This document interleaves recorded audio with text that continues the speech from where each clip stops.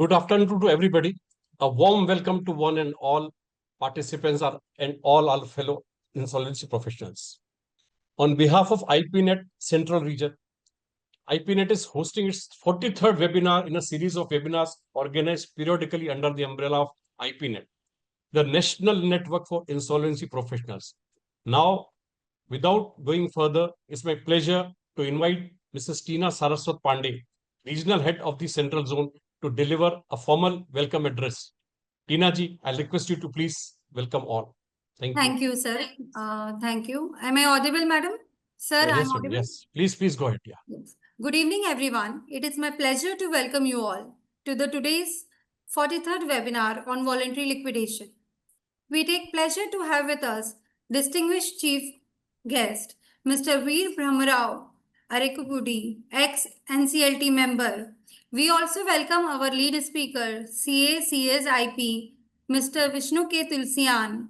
Your presence and experience in the field today adds immense value to the session.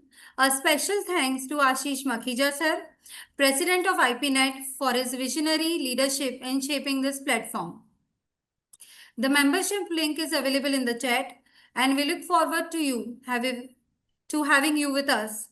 IPNet has become a vibrant community for insolvency professionals across India, fostering continuous learning, collaboration, and professional growth. We are committed to supporting IPs through expert-led learning initiatives like webinars, study groups, practical guidance on IBC-related challenges, and dedicated member portal offering comprehensive resources. For those who are already a part of IPNet, thank you for all your support. For others, I encourage you to join the dynamic network membership. Details are available in the chat. Thank you for being here. Let's make the session insightful and rewarding. Thank you. Over to you, Kishorji. Yeah, thank you very much, Tina ma'am. I'll request Babita ji, has she played the video? Can she? Babita ji Jain. The IPNet video introduction, please. As the challenges of the insolvency profession grow, so does the need for a platform where professionals can come together, share their experiences, and find collective solutions.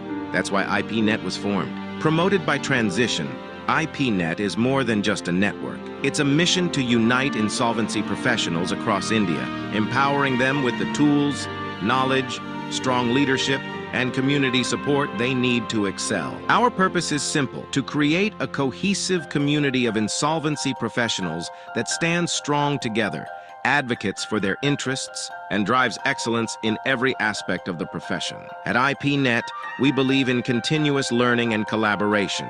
Our activities are designed to ensure that every member stays ahead in their field, from specialized study groups that dive deep into critical topics like CIRP, compliances, and many more, to webinars and workshops that bring the latest insights right to your screen. IPNet is your gateway to professional growth.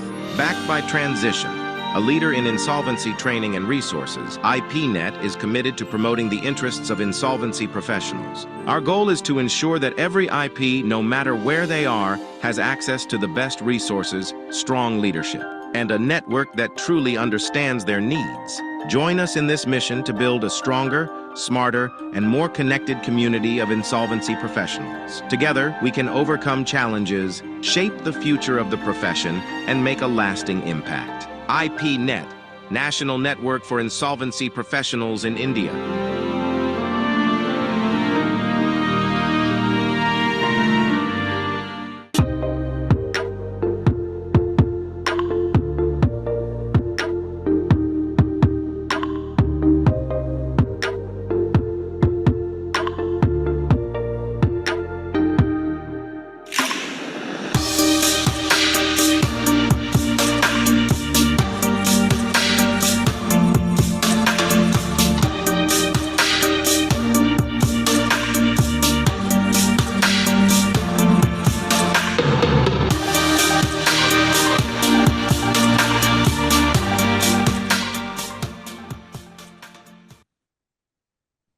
Thank you very much, Babita ji, for this wonderful video.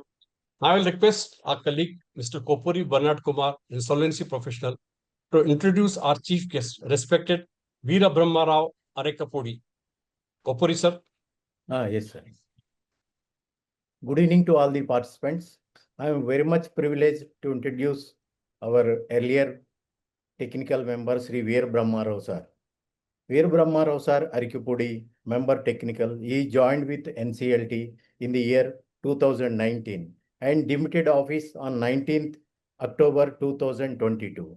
Earlier to that, sir worked as General Manager in State Bank of India after serving for more than 33 years in various capacities in State Bank of India.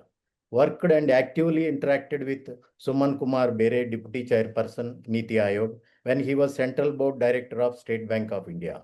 Mentored Sri Chella Srinivasulu Setti, the present Chairman of State Bank of India, during the period 1996 to 98, when he worked at Matunga branch, Mumbai. Worked and actively interacted with financial sector stalwarts, reputed and renowned economists like Dr. I.G. Patel, former Governor, Reserve Bank of India, Dr. Y.V. Reddy sir, former Governor, Reserve Bank of India, and Mrs. Udeshi, former Executive Director, Reserve Bank of India. During his stint at Central Board Secretariat of SBI, he invited Mr. Berry to Doha, Qatar, when he worked as CEO, Trust Exchange Company, Doha. Appointed as Honorable Member Technical of National Company Law Tribunal by Appointments Committee of the Cabinet ACC, Government of India in the year 2019. Held the positions in Kochi bench as well as Hyderabad bench. I was privileged to interact with him during my tenure as Registrar in NCLT Hyderabad. During his tenure, several landmark judgments were delivered which were appreciated and upheld by Honorable NCLAT as well as Honorable Supreme Court. Further, several sessions given by him in the colloquium were implemented, and accordingly the Insolvency and Bankruptcy Board of India Insolvency Bankruptcy Code was amended accordingly. Sir, we delighted to welcome you on behalf of IPNet Central. Thank you. Welcome, sir. Thank you, Mr. Kumar, for the nice introduction. And before I start, I want to thank Ms. Tina Ji as well as Vishnu K. Tulsiani sir. And of course, this IPNet, which is doing a very good and excellent service for the insolvency professionals in knowledge sharing, is really worth mentioning here. In fact, there are several knowledge gaps and a lot of developments that takes place every day in the IBC code. When we look at it, the IBC is one such legislation which has undergone several amendments in its short stint of say 9 years from the day it was launched in 2016. That itself shows the maximum importance that is being given to our to the legislation by our government. And actually, this the services of the apex body in fine tuning on a regular basis onto the what you call onslaughts, you can call it onslaughts, or the changes or modifications that are coming from various sources, maybe because of the change of dynamics in the business, or maybe because of the various pronouncements of the NCLAT as well as Honorable Supreme Court, the need for on a modifications and revision is what you call revision is felt the need of the hour, and accordingly IBBI and in consultation with the Government of India is in a constantly changing mode, so that there will be no death of, or somebody can take advantage of the loopholes or what you call gaps that exist in the legislation. And having said this, brief words, I intended to just give my opening remarks.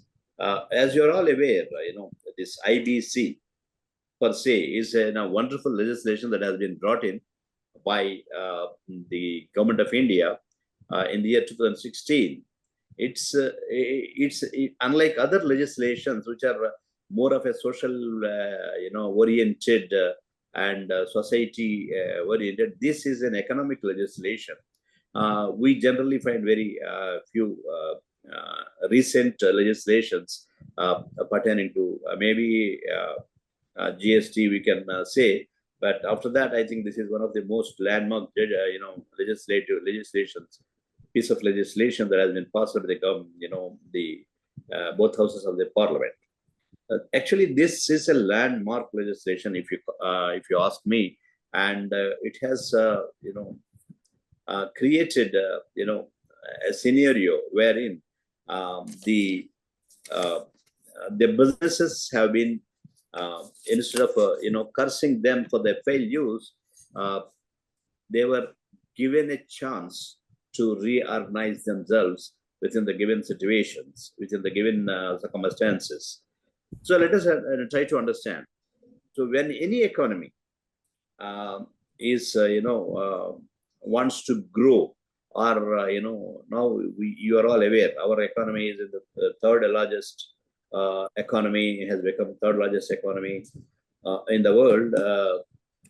So if an economy has to grow, the legislative structure, a framework has to be put in place in such a way that it helps to the momentum, speed momentum of the growth of the economy.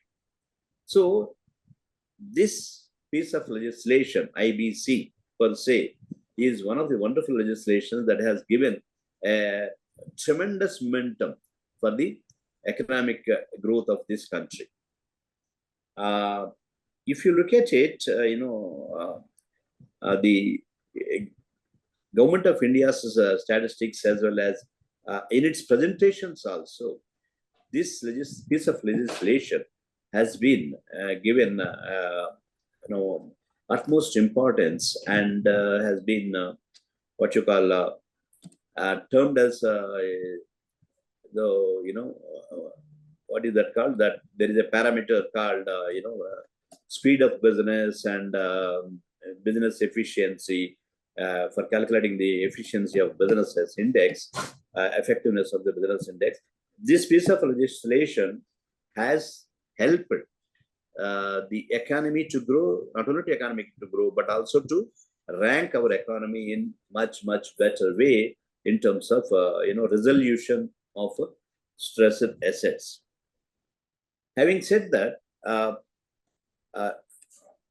one has to look at it. The economy will prosper when there is its economic, the resources in the economy are optimally utilized. We are agree with that statement. See, only when your resources, available resources, are fully utilized and or optimally utilized, then only the prosperity, economic prosperity in any country can be unleashed to its greatest potential. And how this optimum utilization of resources will happen? The optimum resource utilization will happen when the businesses in that particular economy has a freedom to reshuffle its resources.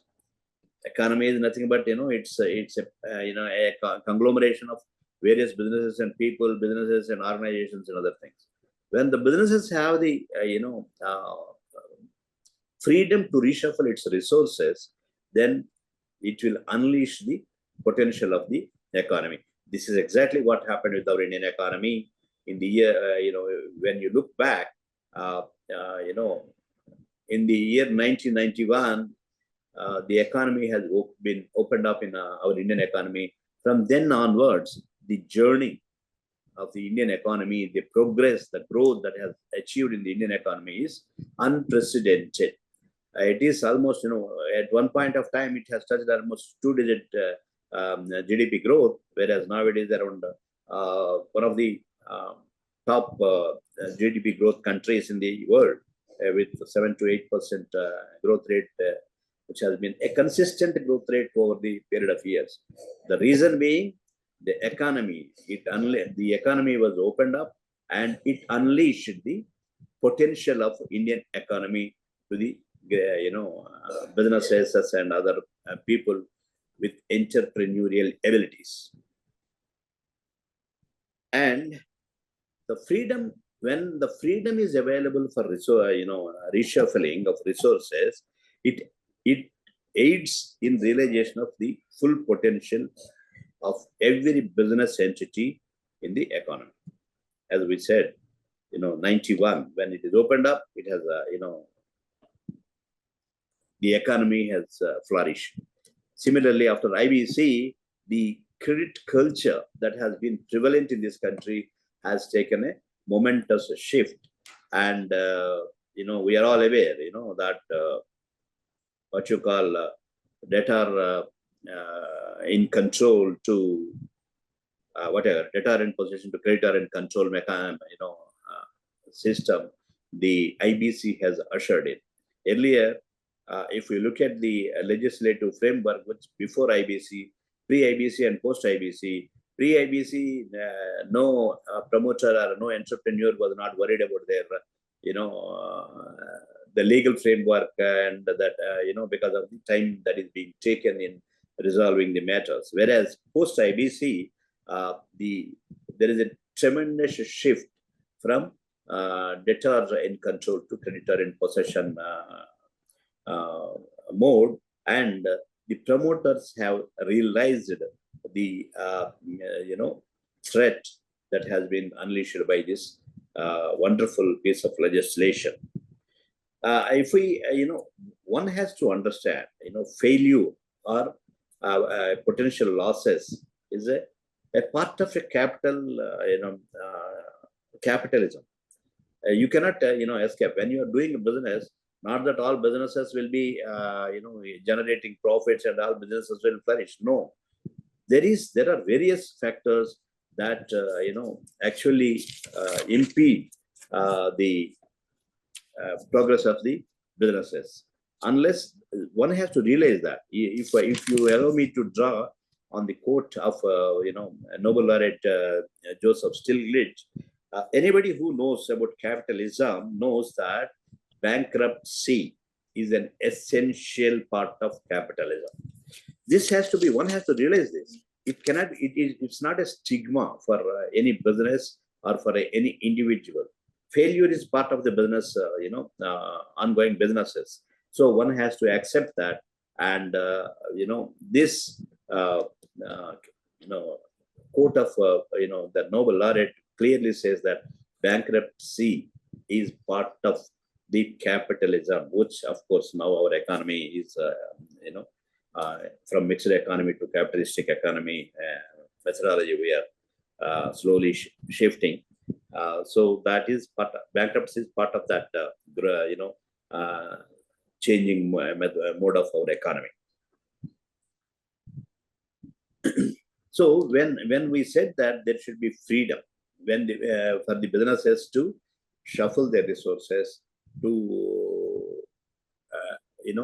to more lucrative avenues, or when businesses are not performing well, to close down their businesses is one of the most important things.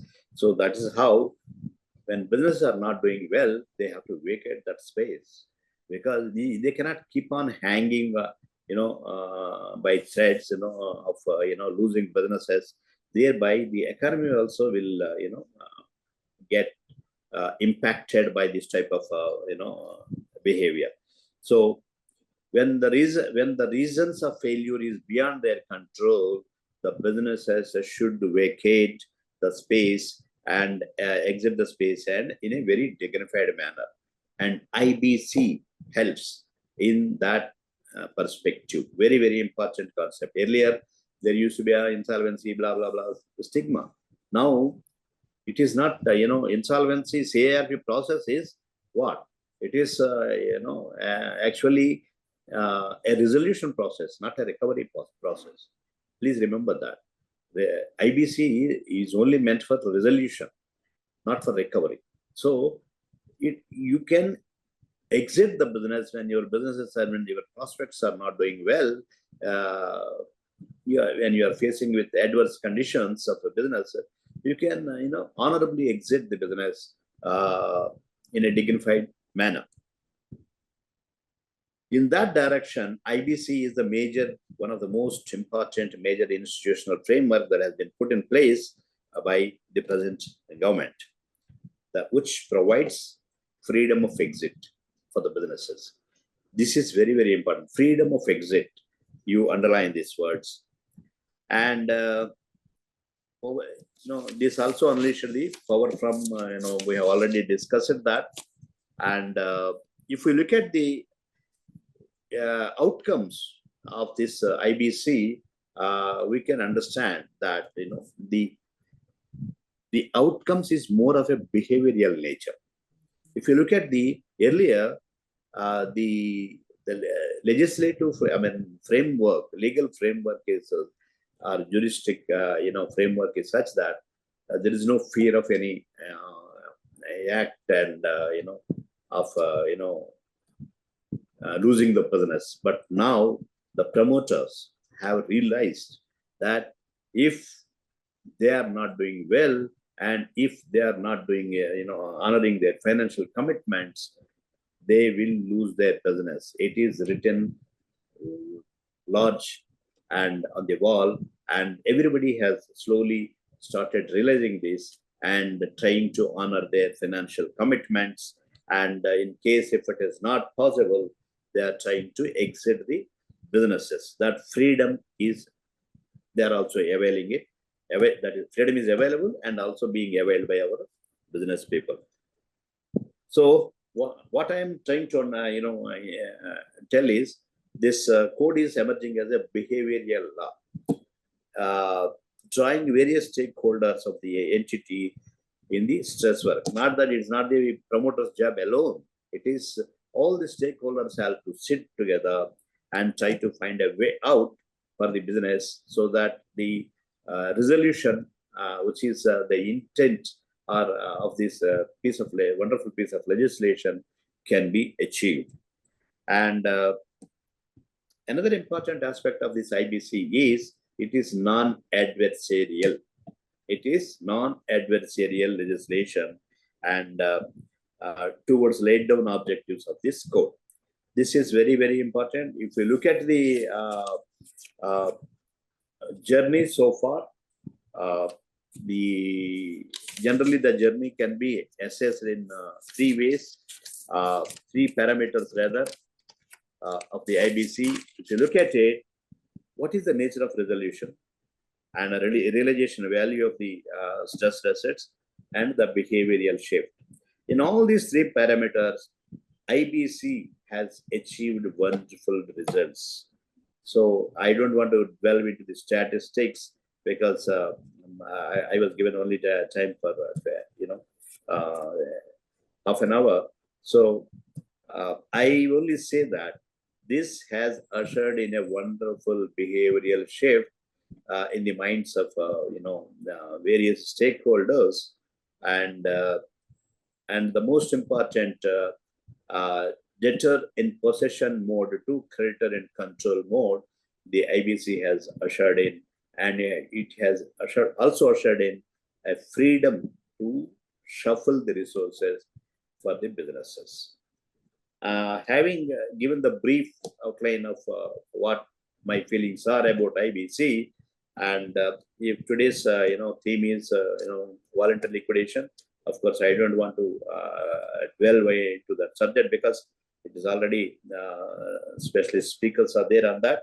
And as you are all aware, it's more voluntary liquidation is meant only for solvent firms, and there is a process that has been given, and when the purpose of the or objectives of the company has been achieved, this voluntary liquidation, the shareholders and board of directors can decide, and accordingly they can go for opt for this voluntary liquidation under Section 59, and Section 59(1)(3) has given very detailed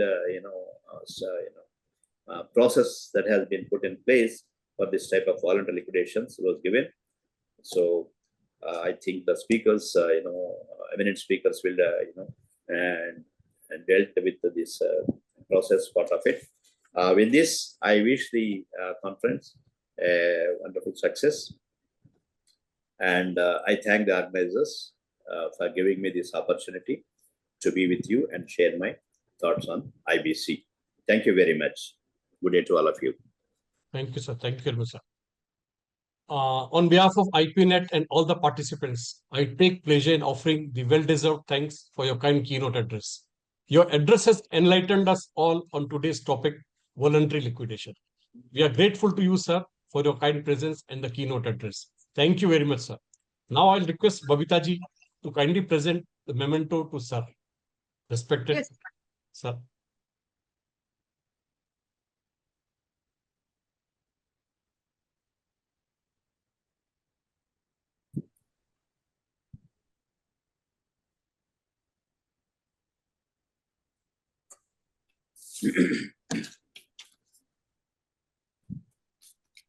I'm sorry, sir, for the just sharing.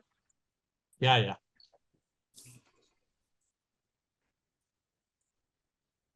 This is a digital memento. The physical would be sent to you, sir. Okay, no issue. Thank you, sir. I post. Yeah. Thank you so much, sir. Thank you so much. Sir. Thank you. Thank you very much. Yeah. Thanks for you, all of you organizers, for giving me this opportunity. Thank you. Thank you very much, sir. Thank you very much, sir. Now I'll request Mrs. Babita Jain to kindly introduce the lead speaker of this webinar, Mr. Vishnu K. Tulsian. Mrs. Babita Jain, please. Good evening, all. This today's seminar topic is voluntary liquidation, all aspects of voluntary liquidation.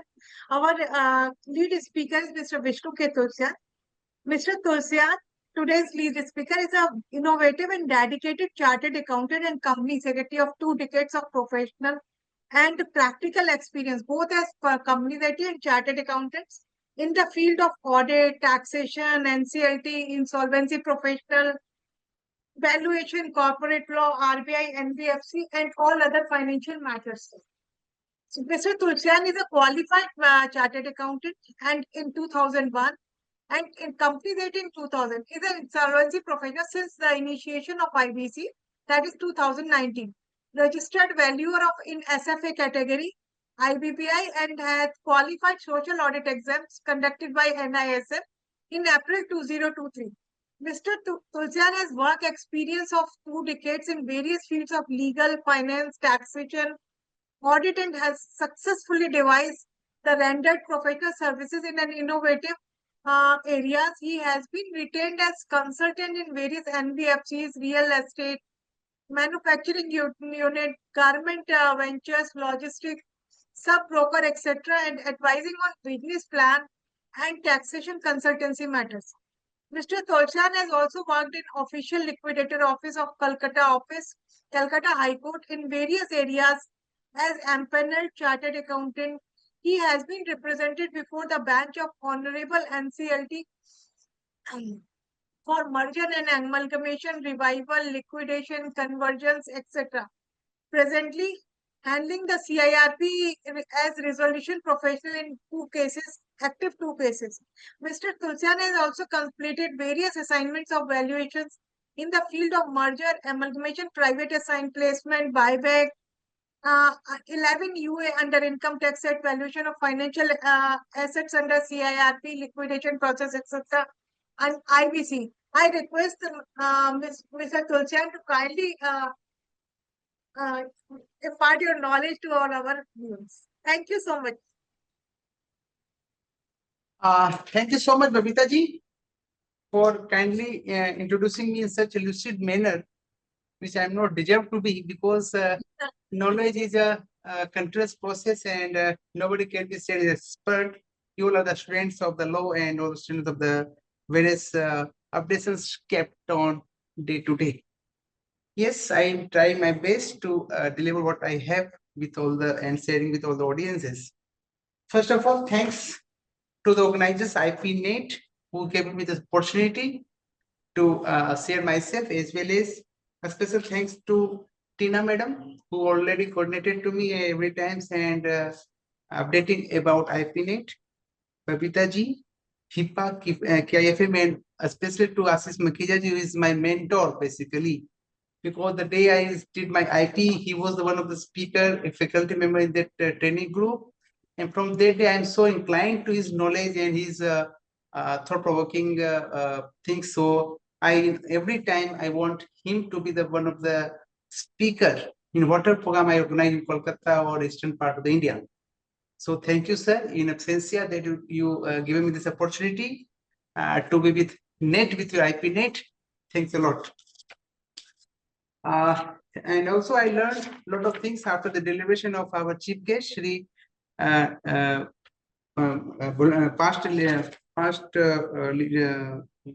NCLT member, Mr. Veera Bharmas Rao sir, who rightly said that after coming to IBC into pictures, many things has been updated in the system. And I rightly, even our Honorable Prime Minister has remarked in one of the program that after introduction of IBC, this is going to change a key role in the Indian banking systems, and our NPS will be reduced to a highest level. Hence, as per the data given to us, the rank of India has jumped from 136 to 63 from 2016 to 2020. In the recent 4 years, the Indian rank has been given a very good jump. So hence we got the credibility across the world, across the country, and in a better position in the economical sectors. So now coming back to the particular topic for which I have been called upon to deliver. The topic given to me is the voluntary liquidations. Dear friends, before coming to voluntary liquidation, I want to share my PPT to all of you. Is it visible to everyone? Yes, sir. Yes, sir. Yes, sir, visible, sir. Visible. Can I operate it?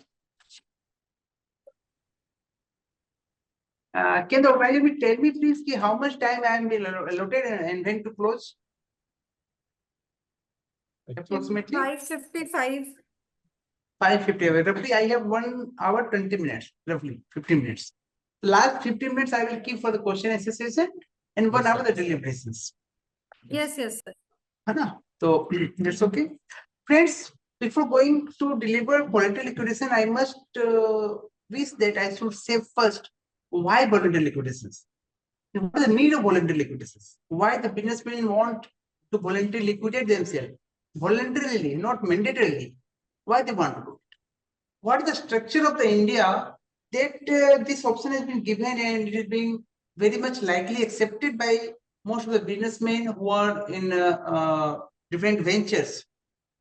If I study very deeply, I find that due to the insertion of consequences of none of default in Company Act or in the LLP Act, businessmen want to rescue themselves from the penal consequences as well as the penalty and other, in some cases also, the punishment and behind the bar.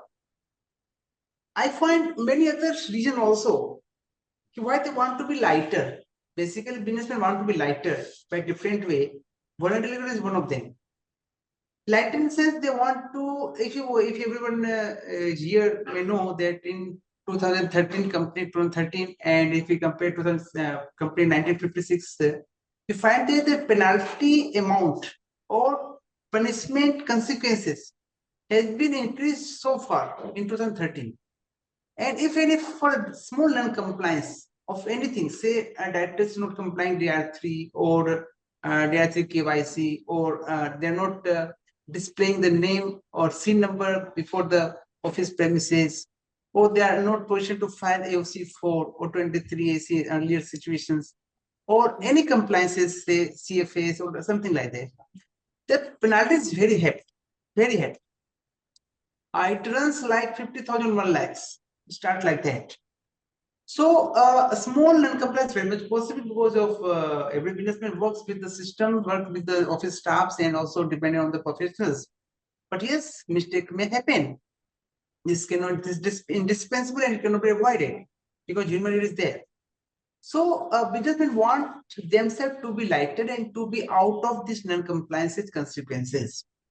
Hence, they wish he to adhere various provisions, various avenues given the Company Act.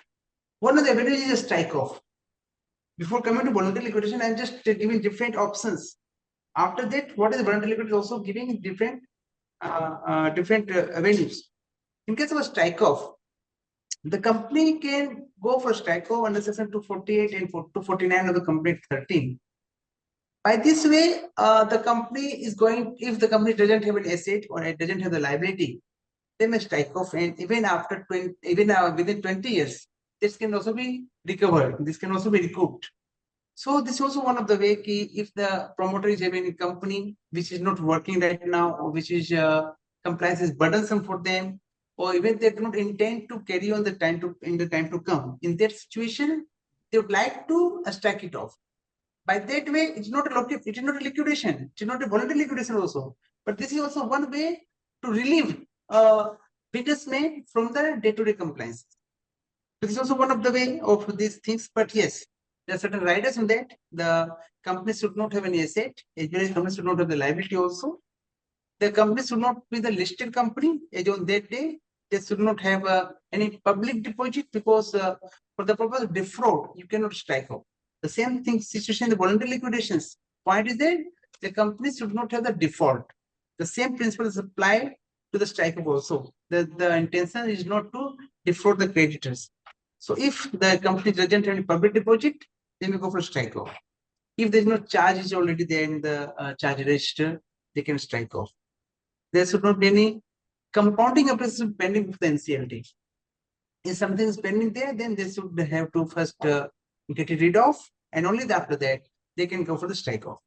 So this is the situation which give the support to the entity to get it out of the compliance positions. Second part is the dormant company. Many times when any project is being undertaken by any businessman or any entity, and they want to continue only after 1 year, 2 years, 5 years, like suppose road project or bridge project or something government tenders which is not yet activated. So the PPTs are not moving, sir. PPTs are not moving, sir. Sir, I'm not okay, just yeah. Is it visual right now? Yeah, no, it's so. In case of dormant company, if any businessman thinks that they don't have any immediate project to be implemented, in that situation, they may apply to the executing authority, this is ROC in these situations, and they may apply to them and request them that please their active situation may be deferred, may be changed to the dormant status. In this situation, many exemptions given to the businessman, to the entity, and due to non-compliance, that situation could have warranted a lot of fine or penalty. But once the company is converted into the dormant situation, in that position, they are waived of this penalty and they can get rid of this punishment also. So this is also one of the way to get the businessman support. Third situation is conversion of company into LLP. Friends, as we all are aware that LLP Act was brought for the purpose of corporatization of the partnership firm. And a very small formula is there. In the case of Company Act, around 66 and such, which is very harsh. And their penalty runs from 50,000 to 5 lakhs, 50,000 to 1 lakh, or even 25 lakhs. And they also need to go for compounding. While in the case of offences of LLP, only 20 such section around, which is a little bit harsh, but not as harsh as Company Act is. So in that situation, if something, suppose for accounts is not being filed, or accounts is not been audited, or say for example, books of accounts not maintained, or annual report not filed or not maintained properly, In that situation, if the LLP is there, the fine is very small figure. In case of company, it may raise to 5 lakhs. So in that situation also, company want that this should be converted from company to LLP. Under section 56, in case of private company, in case of unlisted company, it is section 57 and 58, but there should not be any security interest. So this was one of the way. Instead of going to voluntary liquidation, if the company, if the entity want to convert their status and get rid of the penalty and punishment, they will go to into LLP that can adhere to the LLP. Fourth position is merger and amalgamation. Friends, this is the demand of the day. Restructuring of the any entity is the demand of it, because a lot of opportunities there, and there are also many other avenues available to the market where entity want to merge themselves or demerge themselves or make a special purpose vehicle for the purpose of transacting in particular business and many things. Many combination can be done in case of merger and amalgamations, for which we need to resort to the authority. This is NCLT, or for the small company or for the startup company, we need to approach to the concerned regional director for the purpose of merger and amalgamations. So chapter 15 talks about this, and for that we need to approve the NCLT in case of big company, not small company. And but one more thing I want to say: suppose you are opting for a small company as a merger, and you are resorting to regional director, and suppose the company also having the reduction of capital. In that situation also, you can opt, instead of going to regional director, you can also reach to an NCLT. So this was one of the benefits we given to a small company also, that instead of going to RD, they can also reach to NCLT for the purpose of getting their scheme approved. So this was one of the way. Instead of going to liquidations, the entity may resort to merger and amalgamation, and they can become lighter. So the purpose of carrying on the business. Now we are coming to the voluntary liquidation, which is the specific part of the today's discussion. Friends, voluntary liquidation has been defined under section 59 of the IBC Act. As you are aware, what is voluntary? Sir, Tulsian sir, PPT move करना है next slide में kindly. Now, मैं PPT move करूँगा after my previous session is completed. I have the control. I will move according to the requirement. Okay. That is, there is no issue at for chapter. Okay. So my topic is voluntary, so I am just giving the preambles of the other positions. Thank you, sir. This voluntary liquidation, the name itself says voluntary. Voluntary, if I have the company X, and I want to liquidate it, so we have to give the voluntary application to the concerned authority. Voluntary doesn't mean you have some debt in your hand, or you have some defraud intention, you have some liability which you don't want to pay off to the market. It is not so. Voluntary means you must be very clean. You must have very clean situation. Otherwise, you cannot go ahead. So, section 59 of the IBC talks about the voluntary liquidations. I want to take you the overview first of all. Just a minute. Repeat it myself. Friends, before NCLT came to the picture, this process was being handled by the Company Act, which was very circuitous process, which is very complex, and due to that reasons, many times it was not possible to reach to the High Court for the purpose of liquidations, because they had a lot of ifs and buts, and everyone could not afford to bear the time as well as the cost for the purpose of liquidation before the High Court. So this process was brought to the NCLT, and after the introduction of IBC, the Company Act 13 was also modified. The particular section 270 to 72 of the Act of 13 was modified And in that particular act, the special modification was done with respect to inability to pay debt. This particular word was used for liquidation before the High Court, and this word removed from the 2013 and brought to the IBC. Hence, now in case of liquidation, we need not to resort to Company Act 13 first, we have to resort to IBC Act. So this section was modified in 13, and now that was taken back, taken to the section 15 of the code in the terms of voluntary liquidations. So the court subsequently amended the section and brought to the new section, inserted a new section in the code, and now all the voluntary liquidation will be dealt by the IBC instead of Company Act. So this is the process of liquidations under the IBC. Friends, if you go to the fact and figures of for the source of MCA, there are roughly 22 lakhs of companies, and out of that, roughly 8 lakhs company was closed by many of regions. It may be a strike off, it may be conversion, it may be of voluntary liquidations, whatever it is. So these are the you just think before closing of the company. And recently, if you remember, some of you may remember that around 1 year back, the ministry has given a long list that all these companies are closed voluntarily, are closed by the act of the by the act. So after removing this closed company out of the ambit of 22 lakhs, just think this green part of this this slide is showing that around 13 lakhs companies are active. But before that, there are 21 company was shown in the rest of members of the rest of companies. So this is the situation of data where LLP is having very less amount, foreign company very less amount, and government company also less amount. But after the closing of these irrelevant companies, now we have the proper data on which the company runs, and our India is going to take the next leap to get the $5 trillion economy in the time to come.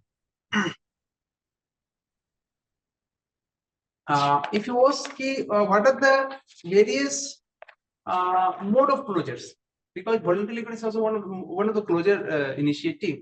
What are various mode of closures? Then we can find that many company was amalgamated, many was merged, many company was converted to LLP, many are dissolved by the liquidator, also they converted to LLP, or even they are in the process of strike off. But most of them companies are defunct, was strike off due to defunct. I'm trying to increase the PPT size. Is it right now okay? So friends, this is the total pie chart in which we can display that different piece of this ambit was used, and we find that roughly 87% of this company was defunct and struck off due to non-functioning. So this is the process by which we can say that if anybody who is the viewer who is viewing my lecture and they want that their client or their client doesn't want to continue, then they can resort any of the process which is being displayed in this screen. What are the current trend? In the current trend, reserve for voluntary liquidations has been given that a significant majority of liquidators were applied by corporate person who had ceased business operation. Means they have closed the business operation, or they do not, or their business is not viable, maybe loss making, maybe promoting is not sufficient enough to carry those activities, or they don't have any legacy position to go ahead. There are many reasons of unviability, or they don't want to conduct business. So in the two situation, ceased business operation as well as unviability, they are coming for the liquidations, voluntary liquidation. And most of the corporate persons are small entities. A small entity may be less capital, less turnover, or they do not have the infrastructure, so they do not have the logistics support, or they don't have the management support. There may be many lot of reasons. There may be a startup company, there may be a small company. Even the big companies come for the voluntary liquidations. It is not so. Only small companies come, but yes, in majority of the cases, the small companies come into the picture for the purpose of liquidation in the voluntary mode. Data says that out of 708 companies, 453 was paid up to less than 1 crore rupees. So this is a small company. So they are having roughly 70% of the 70% of the companies are coming for the liquidation. They are from the small entities category.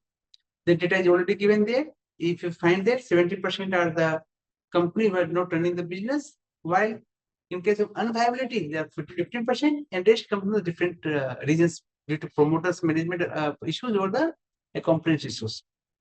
So these are the certain current trend which is showing how which type of companies coming and why they are coming. Friends,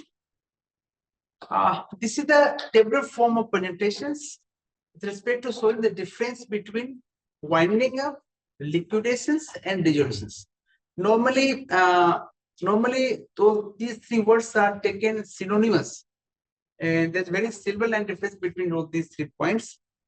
As our discussion is on the liquidation, voluntary liquidation. So after the liquidation, the company go for the dissolutions. Dissolution is the ultimate end of the company, which cannot be taken back. But winding up is a proceedings only, and liquidation is a process. Basically, a start, mid, and end. This is the process of A, B, C. A is the start, B is the process, C is the end. This is winding up, liquidation, and dissolutions. So this is the proceeding. One is the process, and third the process. And there's one different legal existence is given there, application is given there. And if you find that a stage in the proceed to the fourth position, winding with the first stage in liquidation of the company, while as per IBC, liquidation process complete of 2 parts. You just give this a specific instance. As per IBC Act, liquidation includes winding up as well as dissolution of the company, which is the last part. So this is a very small line difference. Basically, dissolution means the company cannot come back. Liquidation is the process, and winding up is given by the sub-statute. So this is the difference between these 3 particular words used by the statute. What I was speaking in the primary deliberation, how this voluntary liquidation come to the picture. I just think 1956, which was talking about the winding up, this was including members as well as creditors, and had a liquidation process under the before the High Court.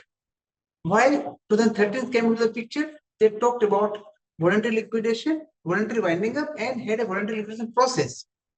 After that, we introduced section 255 in the IBC Act from 2016, 15th November, which amended the Complete 13 in accordance with Schedule 11 and defined only winding up. And this winding up includes 2 parts, which is new section 2094 of the Company 2013, in which they define winding up means first winding up for the purpose of Company Act, which is dealt by the company. Second, liquidation for the purpose of IBC.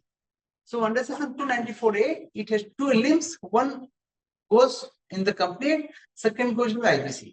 So this is the effect after the IBC was introduced in 2016.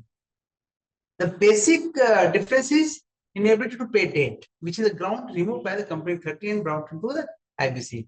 Previously, before IBC, on this particular ground of inability to pay debt, if the suppose if any entity has 1 lakh rupees total asset and they have the liability of 1,50,000. So they were not able to pay. They were not able to pay the debt of 50,000 exceeding to the assets. In that situation, the company was brought to the different authority for the purpose of winding up. But now, this particular item has been transferred from company to the IBC. The objective behind this situation is that now the government of India, now the Ministry of Finance, now our regulators doesn't want that if somebody is in a grave situation, if somebody is not in a good situation, they should not be wound up. They should be given a resolution process. They should be given the opportunity to resolve once again. So simply winding up is not the ultimate solution for the purpose of keeping the pace of country in the high level. So they want that we should go for plan, not for closure. Hence, this clause was brought to IBC instead of Company Act 30. This basic idea before for this paradigm shift. So now the emphasis is on resolution plan. And if no successful resolution plan is coming, then winding up, which is under section 33. So this is the ultimate idea, ultimate philosophy of this government of India, how the companies will be revived. Second part, in case of section 59, which is voluntary liquidations, the companies should not have any default. They should not default at the time of giving the application. So this very important part before going for the liquidation, before the NCLT under the section 59. If you find the how this winding up was slowly removed from the Company Act, then you can find that there are 4 parts of the Company Act 30 under chapter 20. Part 1, part 2, part 3, and part 4.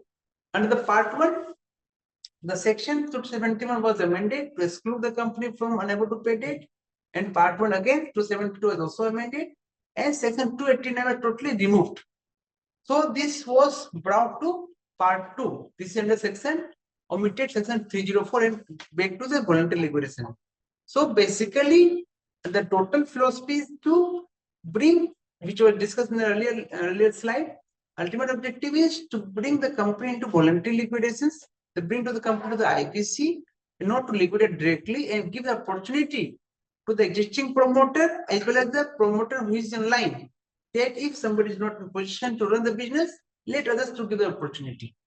So this way, this IPC was evolved, and under that, those companies unable to pay debt or they want to voluntarily update it, they may go to section 59 for the as the case may be.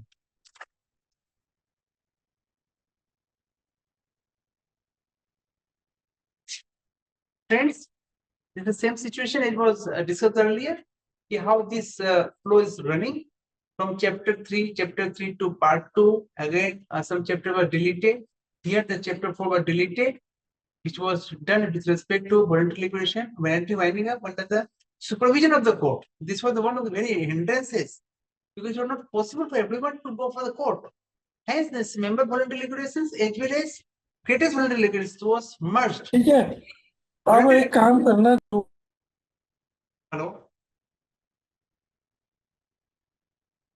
Oh, so this members and voluntary liquidations and greatest voluntary winding up अपने was 2 लोगों merged. से witness कर Requested to please अगर वो mute ऐसे ही yourself. कर रही है वो So participants, please mute. Witness Ashwini minimum ji. 2 required है Done, sir. Done. Please go ahead, sir. Yeah. I was saying that voluntary winding up by members and voluntary winding up by creditors, it was merged with the voluntary winding up, and this sect was brought into the 13, and after that it was also modified. Hence, you just see the 4th column.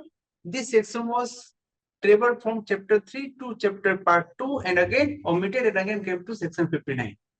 So this is the process, how it was simplified after the IBC introduction IBC, how this process was modified and was made very easy for the person to go and take the relief from the NCLT after giving the proper process. I'm not giving much time because this is a very legal journey, and if anybody want to ask the question, then otherwise I'm removing this one. It's very complicated situation. Now, I want to put before everyone who are here in this virtual session, what are the advantages and what are the opportunity? Because we all are IP or we are having some IP also. So what opportunities being brought to us under the voluntary liquidations and other situations? Point number 1 is that IBC is the supreme with a single dedicated regulator IBPI and supersede all other laws related to voluntary liquidations, being all relevant laws and regulation under one roof. So advantage is that now under single roof we can go for the liquidation, voluntary liquidation. We need not to go official liquidator or the high court or other authority. A single authority, single jurisdictions will be enough to get rid of it. So this is one of the advantages, and our applicant need not to go to different doors. Simple one door is open, it is completed. Second part is, what is the advantage of this IBC?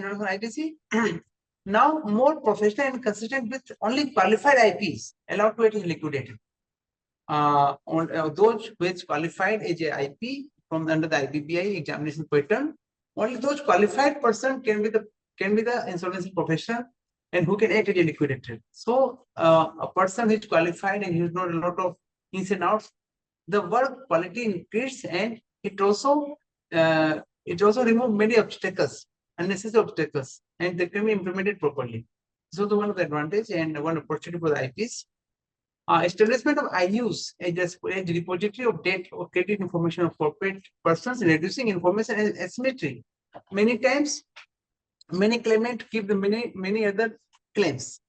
So, but after the introduction of IUs, although it is not totally effective as on today, but yes, it is one of the opportunity, one of the reliance we have placed on the IU, and if the information utility gives some data that this is the default or this is the loan is pending or something, whatever data is there, that is given a reliance, and that can be relied by the our honorable authority, and they can go according to the data embedded in that. And fourth is the jurisdiction restricted to NCLT and NCLAT instead of High Court. Now the total hierarchy, under the hierarchy, the upper authority was going to High Court. Now it was removed. So simply after NCLT, it goes to NCLAT, and thereafter the Supreme Court. So the hierarchy has been eased out, and we did not to go the route of High Court. So this is also very easy route and very accessible to the petitioners or to the respondent or to the agreed party or to the beneficiary. Any party or stakeholder want to give the they want to they want to get any relief, they have to only trust the NCLT and NCLT. They have the advantage of fast disposal of the case. But side by side, what opportunity which we have, which chartered accountant or company secretary, advocates for IP, what opportunity they get it. The first opportunity is the increase in demand of IP and IPE for conducting liquidation proceedings. So of course, when the law bind, the only qualified insurance professional will be the person who will be act as a liquidator. Of course, the demand of the IP has been increased. So this is one opportunity for everyone. Second is the increase in the opportunity of registered valuer to perform valuation of the company. So before there was no concept of registered valuation, but after introduction of section 247 in the Company Act, it is mandated that there must be a registered valuer for the purpose of land class, machinery class, as well as SFA, security and financial assets. So or any given company want to liquidate themselves, so they have to get their asset and liability valued, and hence we got the opportunity and create the opportunity for the registered valuer, who can be the person who has passed the examination of RV. So hence the opportunity of registered valuer increased, and also some synonyms, some comparable figures come, so that it is reliable by the stakeholders, by the authority also. After this, we also got the increase in the compliance professionals to attend the NCLT hearings, because now all the hearings taken by the NCLT. So those apart from CACS, those who want to proceed, want to present themselves before the NCLT, so the compliance professionals is also increased. So this was an opportunity for everyone, for others to compliance to present themselves before the NCLT. And creation of financial service providers like IUs, which I just mentioned earlier, because it's the advantage and the opportunity also. So these are the certain advantage, certain opportunity for the charter, for the insolvency professionals. Now, second question is, what are the grounds? On which grounds any entity or any business house or any company can say, yes, I want to liquidate myself, I want to go for the liquidations. The grounds are this. First ground is the unfeasible operations, means the operation of the company is not feasible, or they are going to make losses in the company, so they can go and they can opt for voluntary liquidations. Or there are very poor operating conditions, means machine is not good, management is not good, or the logistic is not good. So condition is not good to operate the business. So they can also opt on this ground and can then file a petition before the NCLT for the purpose of voluntary liquidations. Point number 2 is company not carrying on the business. If some company is not carrying on the business since long, So they can also say the ground that, oh, I don't want to control business. Friends, here is the something matching with the strike off. Section 248 of the company is also business condition is that if the company is not running for more than 2 years, in that case, the company can opt for a strike off. Then I just want to put a question before everyone. What is the difference between section 248 and section 59 in the second position? Friends, in case of 248, section 248, the situation is the company can go for a strike off if they don't have the asset and liability. Means their asset should be 0 and the liability should be 0. But in case of voluntary liquidations, you can have the asset, you can have the liability. But condition is that in this situation, you have the declaration of solvency. Means a director, a board of directors says that, okay, I have the liability, but my asset is enough to meet the liability. So this is the basic difference between the section 248 in case of strike off and point number 2 here for the purpose of liquidations in the voluntary manner. So this is the basic difference between the two parts. Hence, I covered first 248 why a strike off is required. Point number 3 is the tax relief. For the purpose of many reasons, the company is formed, and after getting the legitimate tax relief, they want to close the company. So for this reason also, they can close the company. Tax relief for the tax relief. Point number 4 is expiry of the period of duration fixed or on happening of any event specified by the company's constitutional document.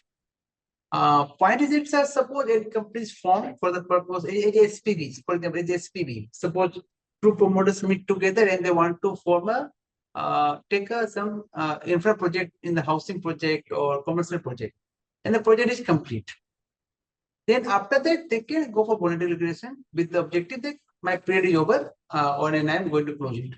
Or it also may happen that in the MOA or in the AOA of the company, they may mention something after happening of this event, the company will be closed.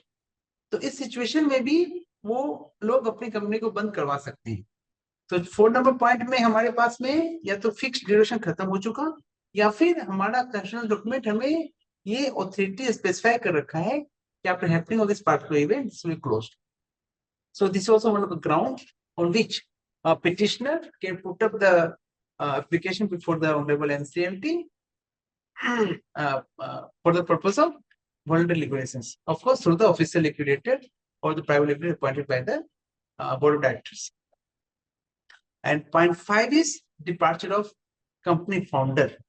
If suppose if any company having very key managerial person and he or she is left in that situation, the company may decide that in absence of any key executives or in absence of important person, we are unable to run the business, so we want to voluntarily liquidate it. So in that situation also, they may go and opt for the voluntary liquidations. So these are the certain grounds. Of course, this is the illustrative grounds. Other grounds may also happen there. So this will be tested on case-to-case basis. And the next ground.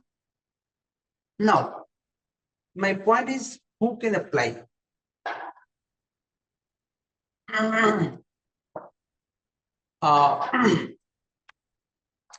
These are the situation who can apply for the voluntary liquidations. First is the company, which are defined as section 2 and 2 section 20 of the Company Act. Means the company they can apply for the voluntary liquidations. Second is the LLP, Limited Liability Partnership, it defined as section 2 section 1 of E of the LLP Act 2008. They can also apply for the voluntary liquidations. Point number 3 is any other person incorporated with limited liability under any law for the time being enforced, but shall not any financial service provider.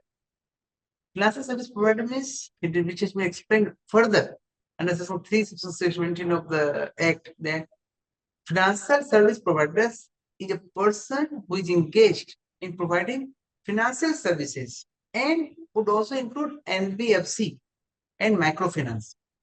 So except these 3 categories, one category is providing financial services. Second category, it includes NBFC and also include microfinance, MFI.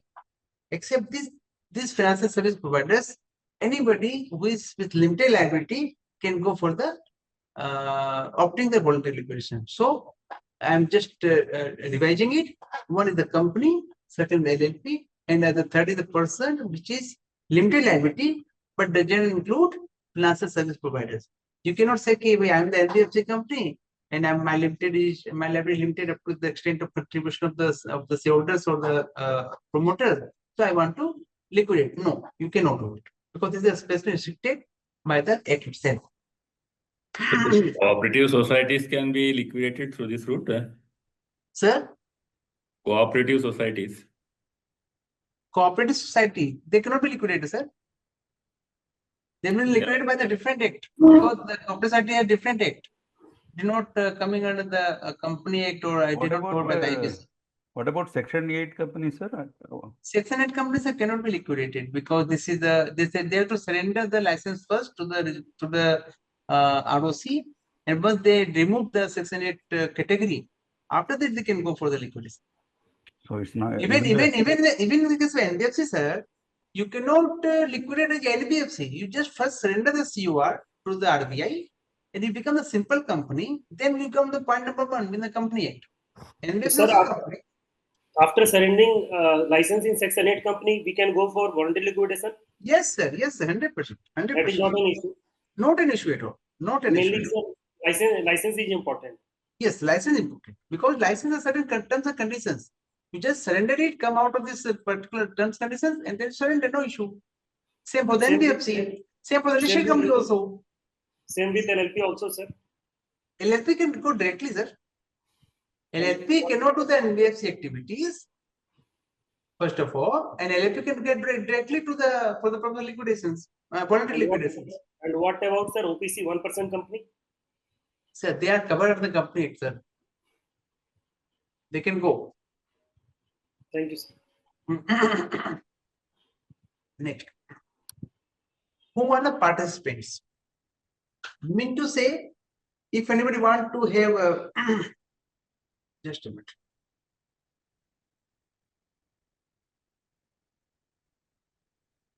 So just a minute, just hold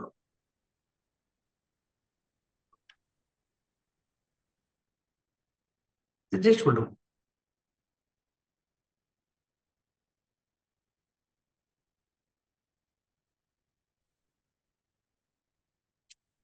Yeah. Who are the participants? Here I want to say that in the process of voluntary liquidations, which types of things are involved? Who are involved in this total process? So let us go one by one. First is a corporate person.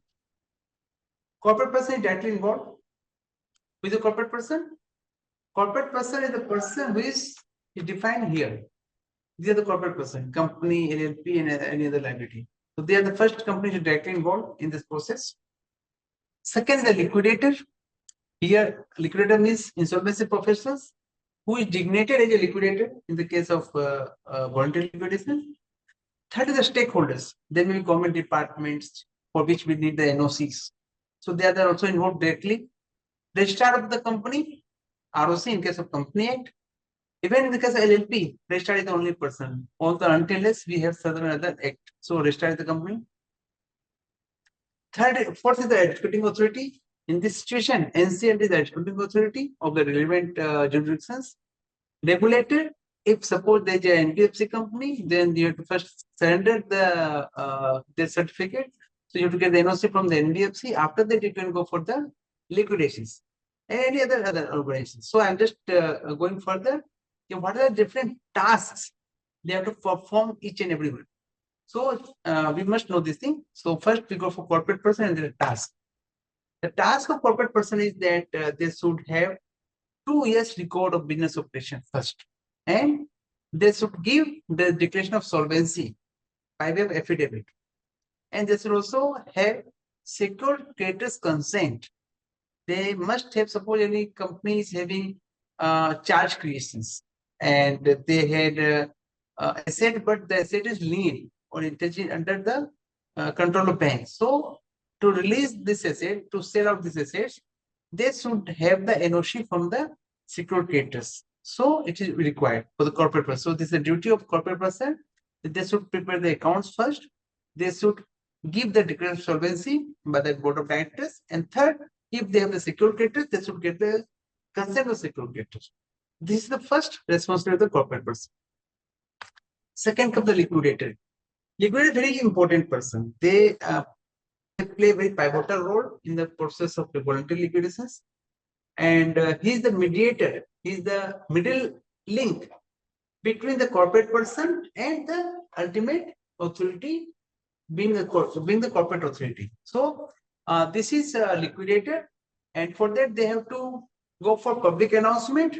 They have to submit the preliminary report to the honorable NCLT. They have to maintain the books of registers, books of account and registers. Also, they have to receive the complaint, the claims. They have to sustain the claim, and they should verify the claims. So, what are the different claims is received by the liquidator during the process of voluntary liquidations? And liquidator is responsible for the purpose of opening bank account to realize assets and to recover the money dues from the other outsiders in the books of corporate person. So this is the liability of the liquidator to perform it. After this, a liquidator is also responsible to distribute the monies to stakeholders. Whatever they have liquidated, they should distribute the money to the stakeholders for the claim, which is verified by them. They should also submit the status report to contributaries. Those claims, those shareholders claim. Here, first of all, liquidator has to pay the outside liability. After that, they have to pay to the contributaries. So they should also submit the status report to contributaries, because they will ask the status of each and every quarter, monthly, whatever the situation is there. They have to submit the status report to contributaries. They should also inform the NCLT of any fraud expectation of the insolvency. It may happen during the time of liquidations, they come out of a situation where they sense something wrong is happening. In the case of voluntary liquidation, maybe the proper liability is not been shown, or the assets is not properly shown, maybe. So if they sense something is going wrong in that situation, somebody asking the question. Liquidator has to inform the NCLT with respect to if any fraud is expected by them. It was also responsible of the liquidator that they should transfer the unclaimed money to the board. Board means Insolvency Recovery Board of India. Here the position is that suppose if in a situation we have the realized assets by the liquidator, but claimant is less, or the claim is false, or the claim is not properly identifiable, or the claimant is not giving any proper proof. In that situation, liquidator will not pay them a single money to them. They will realize all the assets, they will put in the separate bank account, and on the basis of proper claims, they will pay the amount to the other stakeholders. And whatever rest amount is lying in the account of the liquidator, they will be transferred to the board. It is not being transferred to the stakeholders. After this situation, after this process, the liquidator, being the insolvency professional, they will prepare and submit the final report to the NCLT. What are the process have been taken care and what situation they found with their remarks. They will go to the liquidator, will find the report to the honorable NCLT. After that, they will also apply to the NCLT for the purpose of dissolutions. So after getting the claim from the stakeholders under Form F, they will submit to the dissolution with respect to everything is complete, so nothing is pending. So I want this company, this corporate person to be dissolved forever. And after that, the liquidator is responsible to preserve the books and records of the liquidation for 8 years. So up to 8 years, they should maintain all the records, all the books of accounts of the company. So the role of liquidator is very important, and this is a very pivotal role, and everything runs across the edge around the liquidator. So those insolvency professionals who is going for the liquidation, using a partner in liquidator, they should perform at least all these activities apart from the other activity as per the case to case. What are the role of stakeholders? In case of stakeholders, they have to submit the claim first of all with proof. they have to bear the cost of proof. The cost will not be borne by the liquidator or the corporate person. So stakeholders have to prove that this is their demand and this is their cost. So this is the stakeholders requirement. And after liquidation is completed, they should get the disbursement from the liquidator as per the claim filed by them and claim verified by the liquidator. What amount is verified by the liquidator, those amount will be borne by the will be paid back to the stakeholders. What is the role of NCLT? Now, the NCLT role is to receive the application for dissolutions and convene hearing. So once NCLT, liquidator complete his process, so they file the preliminary report. They also file the application if they find any fraud or if they file the final report. After that, whatever, if the NCLT deems fit, we need a hearing, then NCLT will receive the application for dissolution and realize that the hearing is required. NCLT is also passed the order for dissolutions. Once the dissolution will be passed, the company cannot be revived later on. Here, in case of a strike-off, and in 248, the company can be revived within 20 years. But in case of dissolution, the company cannot be revived later on. So this is the ultimate death. Basically, liquidation is ultimate death. But in case of 248, the company is under the ICU. Actually, they can revive in 20 years. This is the basic difference between the liquidation and the strike-off. Point 3 is NCLT will also hear the petition for fraud from liquidators and pass the requisite orders. If any proof of transaction is there and if the liquidator find that no certain fraud is required, then they may also appoint forensic auditor or transaction auditor for the purpose of investigating the transactions and situation of the books of accounts. And those petitions will be heard by the NCLT in the proper manner. Mr. Tulshan, if I may interrupt. Please. If a person is going for voluntary liquidation, it is the management who's wanting dissolution of the company.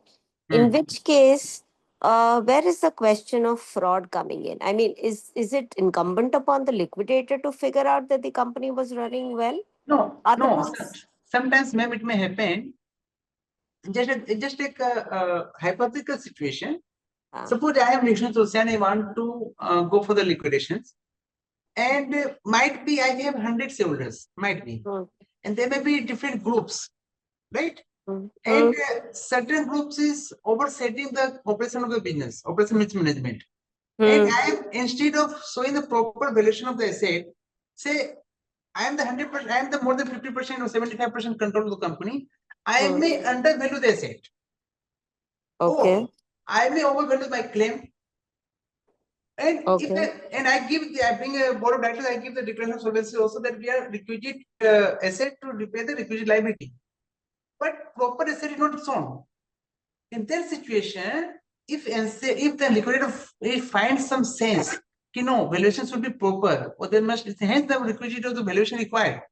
So in that situation, they may say to NCLT, although we got the situation, but it seems some fraud or seems some proof of transaction is there. So in that situation, they may ask. So this is depending on the case. इसमें कोई voting percentage है क्या कि कितना लोग बोल रहा है तो वो पूफे के ले जाएगा Normally 3/4 is there. Normally 3/4 is there. After this majority, they can pass the orders.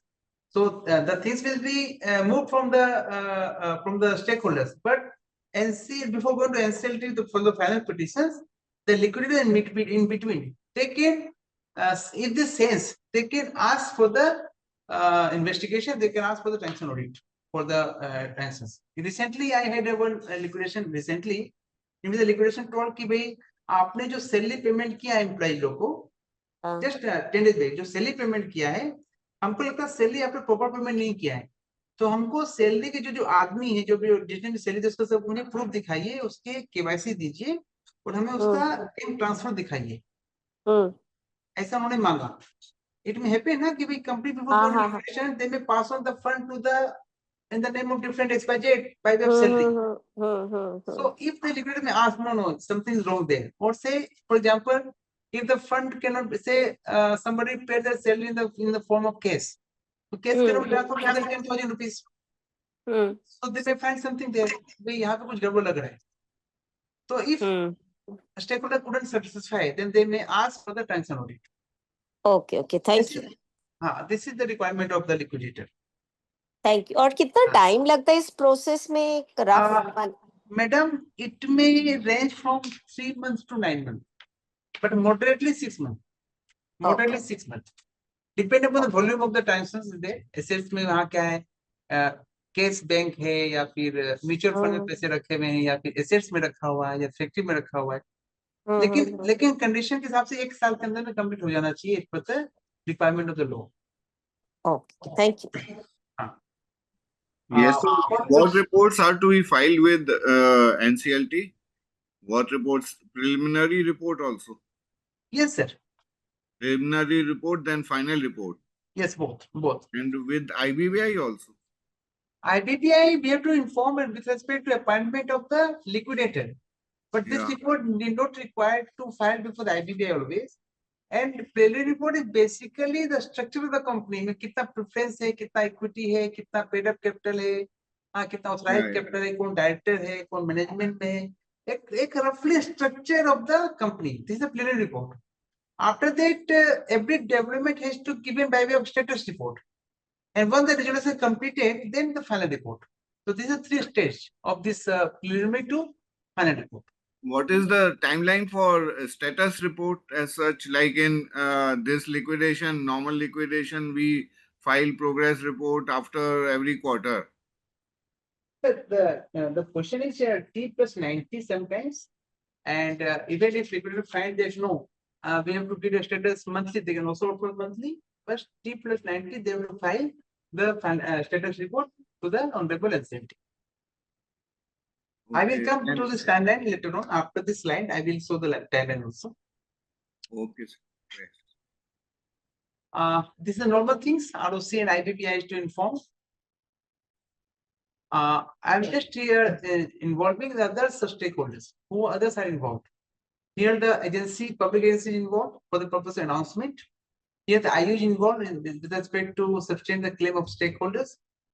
The auditor is involved for the purpose of giving the audited financial statement to attest with the declaration of solvency. Then liquidator is attached for the purpose of giving the liquidator report. So it is required to be audited by the chartered accountant. And valuation report given by the registered valuer, which is required to be attached with the director's declaration, which is known as DOS, declaration of solvency certificate. They have to give it to the given by the valuer. So there are different other process under which other stakeholders are involved. What are current scenario? Friends, the third paragraph is very important.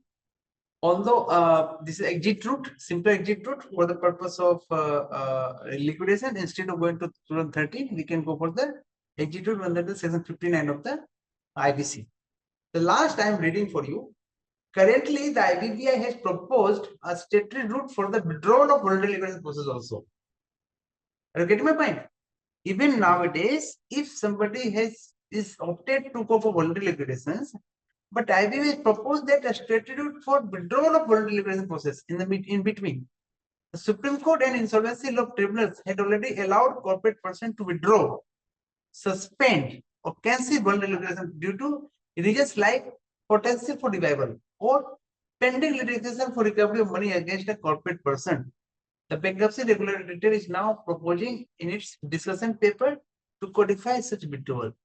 The meaning thereby is that if suppose myself, Vishnu Tusan company is the company, the corporate person, they want to go for voluntary liquidation.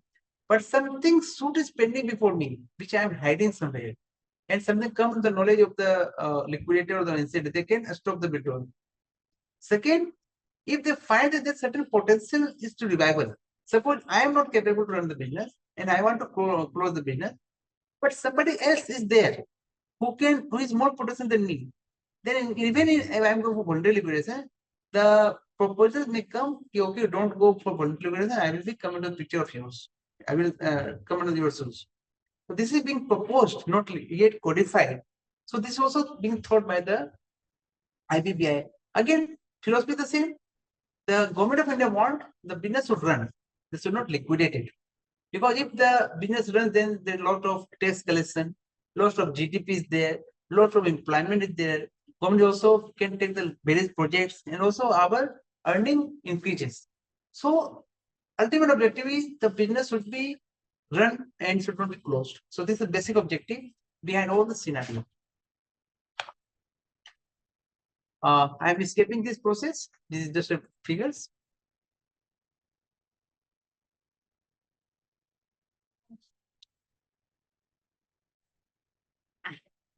As we discussed earlier slide, what are the tasks of corporate person?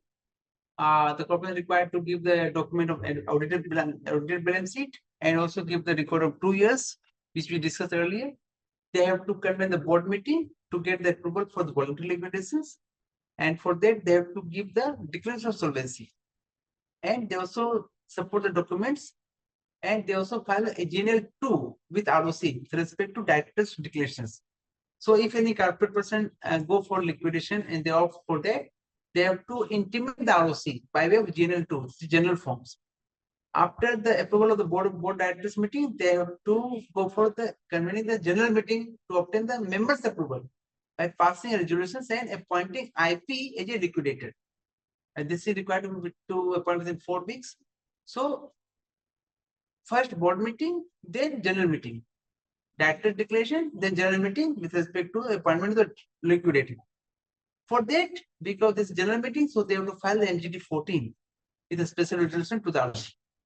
And liquidator is appointed here by with terms and conditions, including remunerations.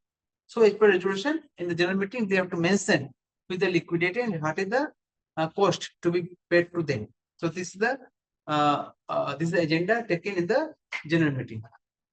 And after, and they also to take the approval from the creditors, which is representing 2/3 value of the debt via fiscal or electronic means. So if the company is having any creditors, so they have to give 2/3, basically 67% of the liquidators, the 67% voting required to be taken from the creditors in value, not in numbers, in value. So if there's a 1 crore rupees is pending, so they have to take the permission of the creditors of 67 lakhs. If they permit or go for liquidation, they can go for the liquidation. So for that, they need the consent from the creditors. Friends, the important point is the LCD. This is the liquidation commencement date. So the date in which EGM was held and it was decided that company is going for the liquidation, that particular date is the liquidation commencement date. From that, this is the T date. T means transaction. This is the T date. After that, every regulation starts. Some 4 weeks, some 10 days, some 90 days, some 3 weeks. Everything will start from that day. So all the proceedings before for doing board meeting is not relevant for us. This is a GM part which is relevant for us.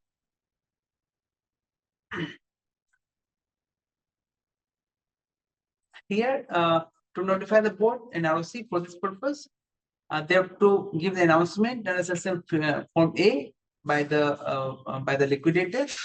They have to submit the preliminary report of the company. They have to maintain the rest of books, and they have to start the bank account with the scheduled bank. The name nomenclature will be changed with the bank's company name, and after that under liquidations. This will be the suffix attached with the name of the company which undergoing the liquidations. So this is a special account required to be opened by the liquidator.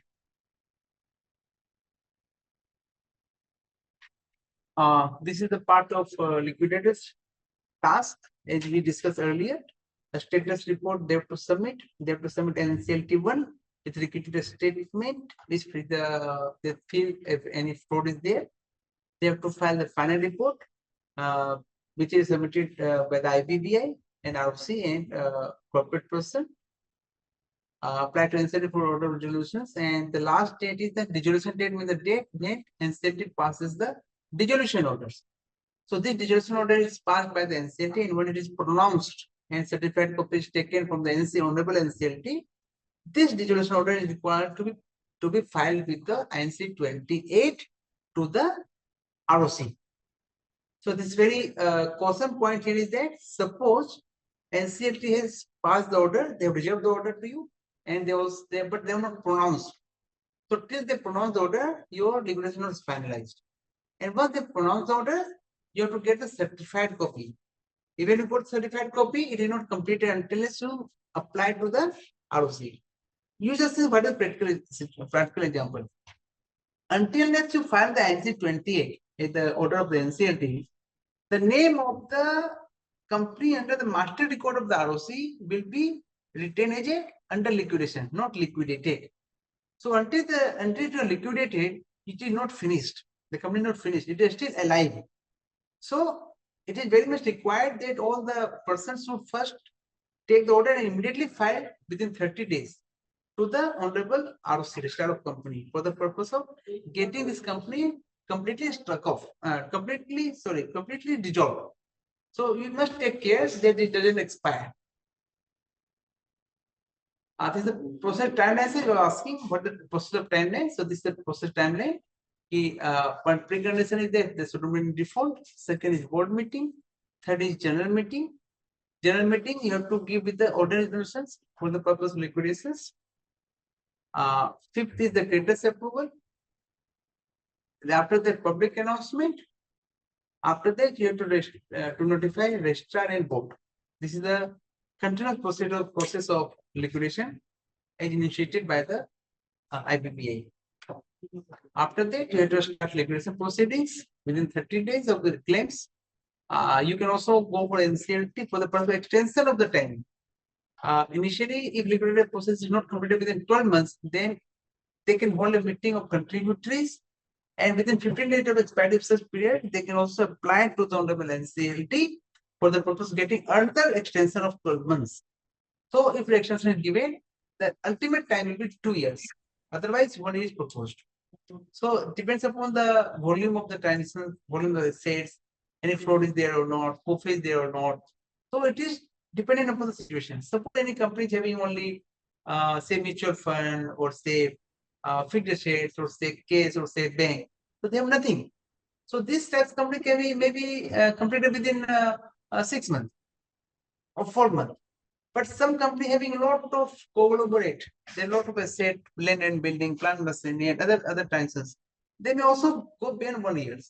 So this depends upon case to case, how much time to take, and further how expeditiously and still taking interest to dispose these cases. I think 3 months or 4 months back, even the Honorable NCLT didn't have the proper bench, proper manning, and bench was many times vacant. So many cases was piled up. But nowadays, after the fresh appointment of the Honorable NCLT judges, technical and judiciary, things are getting better. So it depends upon the process and the time taken by the NCLT also. After that, we have to apply to the NCLT for resolutions, taking the order from the NCLT. I just correct myself. I told 30 days, but no, it is 14 days.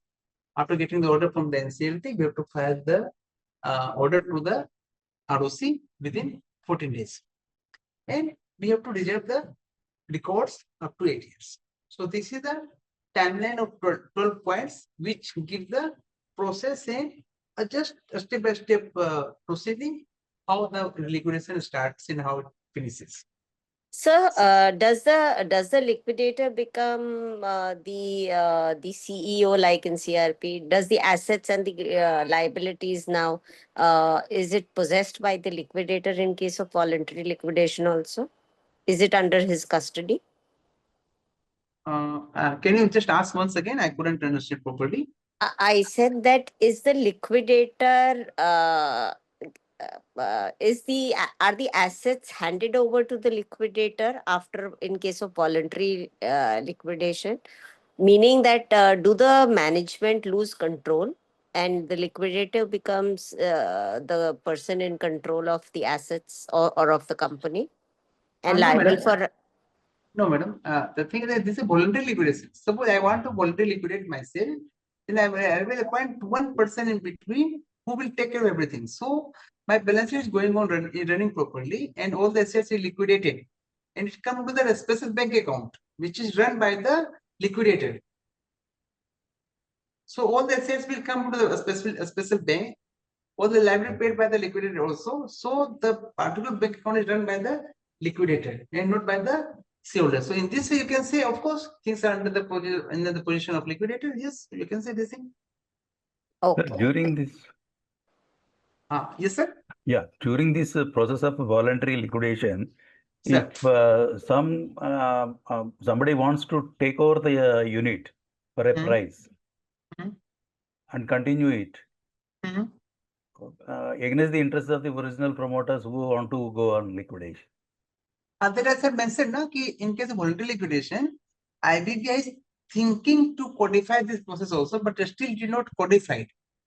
So voluntary liquidation cannot be taken back unless we get approval from the stakeholders once again by general resolutions. So Okay, with the concurrence of the stakeholders, I think it can be done. Yeah. This is the timeline which was asked by one of the participants. Board meeting, passing resolutions. After that, we have to take the approval within 7 days, and public announcement within 5 days, and a Form A. Then IBB have to intimate it within the next 7 days, and we will intimate ROC, RBI, IBBI within the next 15 days, claim within 30 days, and somebody want to withdraw the claim or they want to modify the claim. So they can do it within 44 days of the liquidation announcement date. After that, they cannot withdraw, they cannot modify it. We have to file the preliminary report within 45 days, which is 2.5 months roughly. They have to file the preliminary report with respect to structure of the company.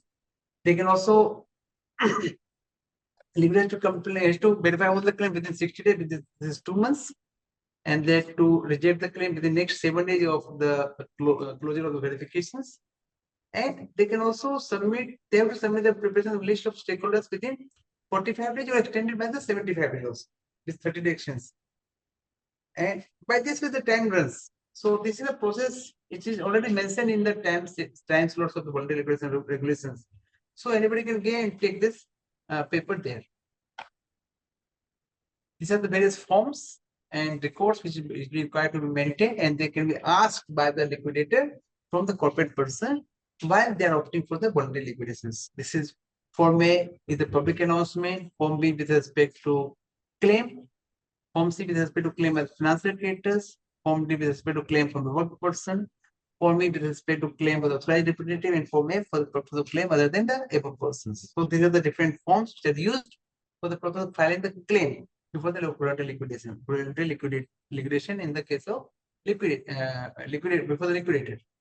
These are the various books of accounts which are required to be maintained and required to be kept for 8 years by the liquidator. This contains almost everything, starting from the case book, general ledgers, bank ledger, rest of assets, tenant ledger, suit register, decree register, ratio of claims, contribution, everything required to maintain up to 8 years by the liquidator. There are 3 reports. One is preliminary report, second is status report, every 12 months you have to keep, and the third is the final report. And what forms are required to be filed? GL2 for the purpose of direct declarations, MDT 14 with respect to resolutions, NCLT 1 in case of intimation of fraud, and intimation of anticipation of the insolvency, and NC in the last one with respect to NCLT order for dissolution of the ROC within 14 days. So these are the different forms required to be taken care. This registration with PAN registration and GST registration are required to be cancelled after dissolution order. Please say once again, sir. What it was? This registration for this PAN and GST after the dissolution, are they required to be cancelled by liquidator, or that happens? Yes, it required to be cancelled after getting the order from the NCLT. All the license you took, whether be trade license, be PAN, be GST number, be TIN number, everything required to be closed. Actually, you have to write a letter with the attachment of the order issued by the Honorable NCLT, and they are duty bound to close it. So there's nothing there to ask from us.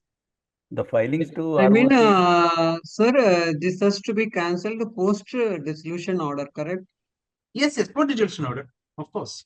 This Sir, like reportings to the ROC will be done by the liquidator or the company itself? Just once answer. The reporting GNL2 and MGT 14 to ROC. Whether ROC they will be done by the liquidator? by company. Company only. Sir एक बात और No, sir, बताइए. this is by a liquidator. That portal will not allow the company to do this filing. Because once the liquidation comes, no, the portal will show the company is under voluntary liquidation. So they cannot use the digital signature of the directors. Only liquidator can fix the DSC. The signature of liquidator is only effective once the entity 14 submitted. Once 14 submitted, after that the power go to the liquidator, and then he is the acting officer on behalf of the management. So the DSC or whatever paper is given is to be signed by the liquidator only and not other person.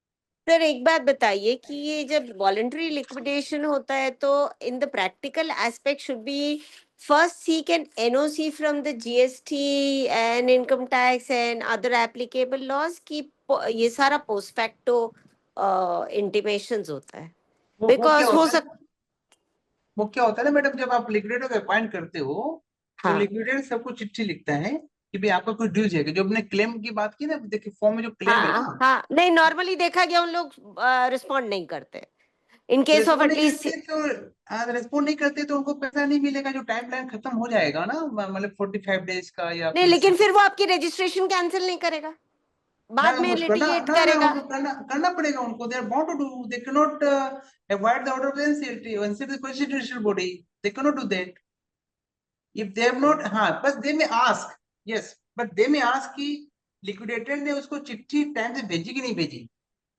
यदि आपने liquidator ने time से चिट्ठी नहीं भेजी तो this is the failing duty of the liquidator, तो वो सिचुएशन अलग होगा. लेकिन लिक्विडेटर ने टाइम से भेजा है और उसने एनओसी नहीं दिया है तो नहीं हो सकता. They have to bound with them. वो उसको क्लेम नहीं ले सकता. It is the liquidator only. It is the liquidator becomes. I mean, the IP becomes liquidator only on the proposal of the liquidating company. Not NCLT need not appoint them. No, sir. It is voluntary. The voluntary में shareholders comes into picture and they appoint someone.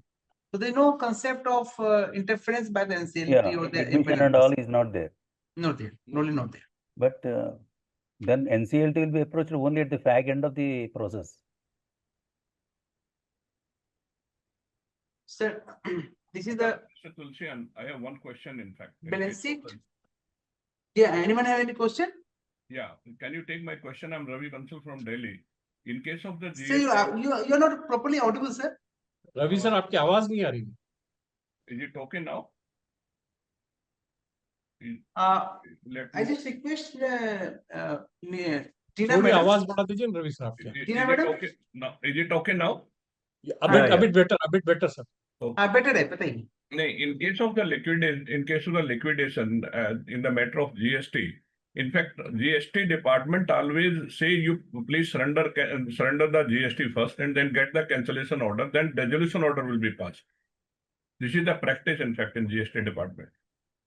Or in case of income tax, okay, you can say, you can write a letter to the income tax department or PF or some custom one.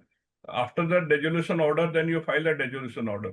But in case of the GST, generally this NCLT asks for the pre-cancellation. But sir, here, what I understand, कि GST are the operational creditors, right? Department of operational creditors. And as per the IBC regulations and the requirement, the proposed liquidator has to give them has to file the intimation of the company is going to the liquidation by voluntary, whatever it be. So they just inform to the concerned operational creditor OC to file the claims. And if they do not file the claims on time, I have just seen in some cases also that they created some problem. But after that, we complied with properly, and they had to do nothing, and they was to surrender the GST number. No. Because we did our duty. Hence, I say that the IBC is very good regulation if it is complied properly on timely. Otherwise, it is also very bad regulations because there are a lot of penalties there. So, if you are doing 8 by 8, law by law, GST may ask a lot of things, but they have to ultimately follow the regulations. But generally, this is a practice basically. You are right. You are right. But if you surrender in my case, one of my case, I surrender the GST number. Even the NCLT person saying that you get this cancelled first. You know how to get the cancel certificate from GST department. You all know better than me. Yeah, right.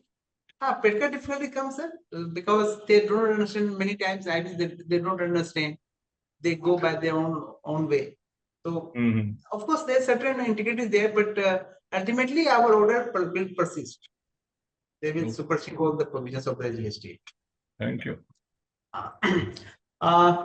Madam, we have only left with 7 minutes. So either we should go ahead or we should take up the question from the participants. We can income tax consider. However, sir, there is some circular of this IBBI that What is that? we need not to get the NOC from no dues NDC from income tax department. Whether they file the this claim or not, this is only up to them. Otherwise, they will not be considered. However, NCLT always used to have a reply from income tax ROC. Thereafter, they considered the resolution application. जैसे भी sir बता रहे थे ना कि भाई practical problem होती है तो प्रिकॉशनरी हम लोग सबको ईमेल भेज देते हैं मैडम।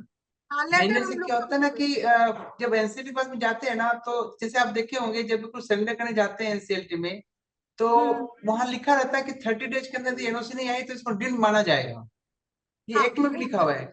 एक फिर वो एनसीएलटी बोलती है ठीक है कंपल्सरी की ऑर्डर देते हैं। अपॉर्चुनिटी पर अपॉर्चुनिटी वो 6 महीने तो इसी में निकाल देते हैं। एग्जैक्टली तो उसको अवॉइड करने के लिए ना देखिए लिखा हुआ बहुत कुछ है लेकिन होता नहीं है वो प्रैक्टिकली।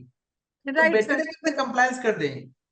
कंप्लायंस करना नुकसान तो ही नहीं किसी कंप्लायंस करते हैं। हालांकि आप ठीक बोल रहे हो आईबीएबी के उसके हिसाब से जरूरत नहीं है हमें लेकिन प्रैक्टिकली चीजें जैसे सर बता जीएसटी में इशू होता है लेकिन अल्टीमेटली थोड़ा सा फाइट करना ही होता है बताना ही होता है उन लोगों को। पार्टिसिपेंट्स की इच्छा है कि एक बार उनका प्रेजेंटेशन पूरा कर दीजिए थोड़ा जल्दी कर दीजिए बस। हाँ ये मैं फटाफट कर रहा हूँ 2 मिनट में। सर यहाँ पे प्रेजेंटेशन कंप्लीट करके फिर हम लोग क्वेरीज ले लेंगे sir. Then we will take the queries we will present you the queries from our audience. Yes, the next 5 minutes are the query. 5 minutes में close करता हूँ फटाफट। Yes. First of all, liquidation by the company. Taxation on liquidations. So what are the income tax considerations? Liquidation of the company means there are two party. One party is the company who is distributing the asset. Second party is the person who is receiving the money. So in the case of company, corporate person who is liquidating the company, so there is no capital gain. For the purpose of capital gain, there are two basic conditions. Section 2 for section 48 and section that the company must have the transfer the assets. But this is not the transfer. This is the distribution. So in that situation, there is no taxation in the hands of the company. But yes, in the hands of company, it may happen. Section 2, section 22, section 6. So this is a dim dividend. It may generate to the extent of reserve surplus in the hands of the company. So this is a separate chapter we'll discuss later on. Now, in the hands of shareholders, yes, shareholders has to be given tax on the capital gain. Suppose any shareholders has invested 100 rupees and on liquidation they're getting 150 rupees. So 50 rupees is the tax amount which is required to be paid by the shareholders to the exchequer after applying the indexation. Also, there is no indexation right now. So this is the taxation in the hands of the shareholders. So there are two things in the hands of shareholders. Taxation yes, in the hands of company no, but dim dividend is there. So there are only the 2 points in the case of taxation. This is the just example. So we can avoid it. So this is the difference between section 59 and section 10 of the IPC Act. So in case of section 59, there is no default. In case of 10, it is default. So there are two different things. Voluntary means I am going with declaration solvency with no default. In case of section 10, yes, I am a default. Hence, I am going to the NCLT for the purpose of self-declaration. There I am default and I cannot pay the things. So this is the basic difference between section 10 and section 59.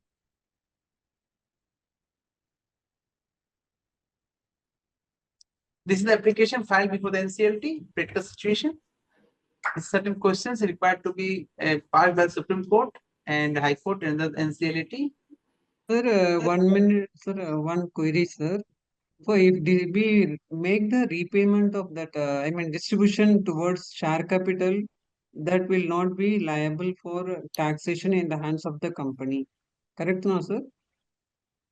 I am bringing the example.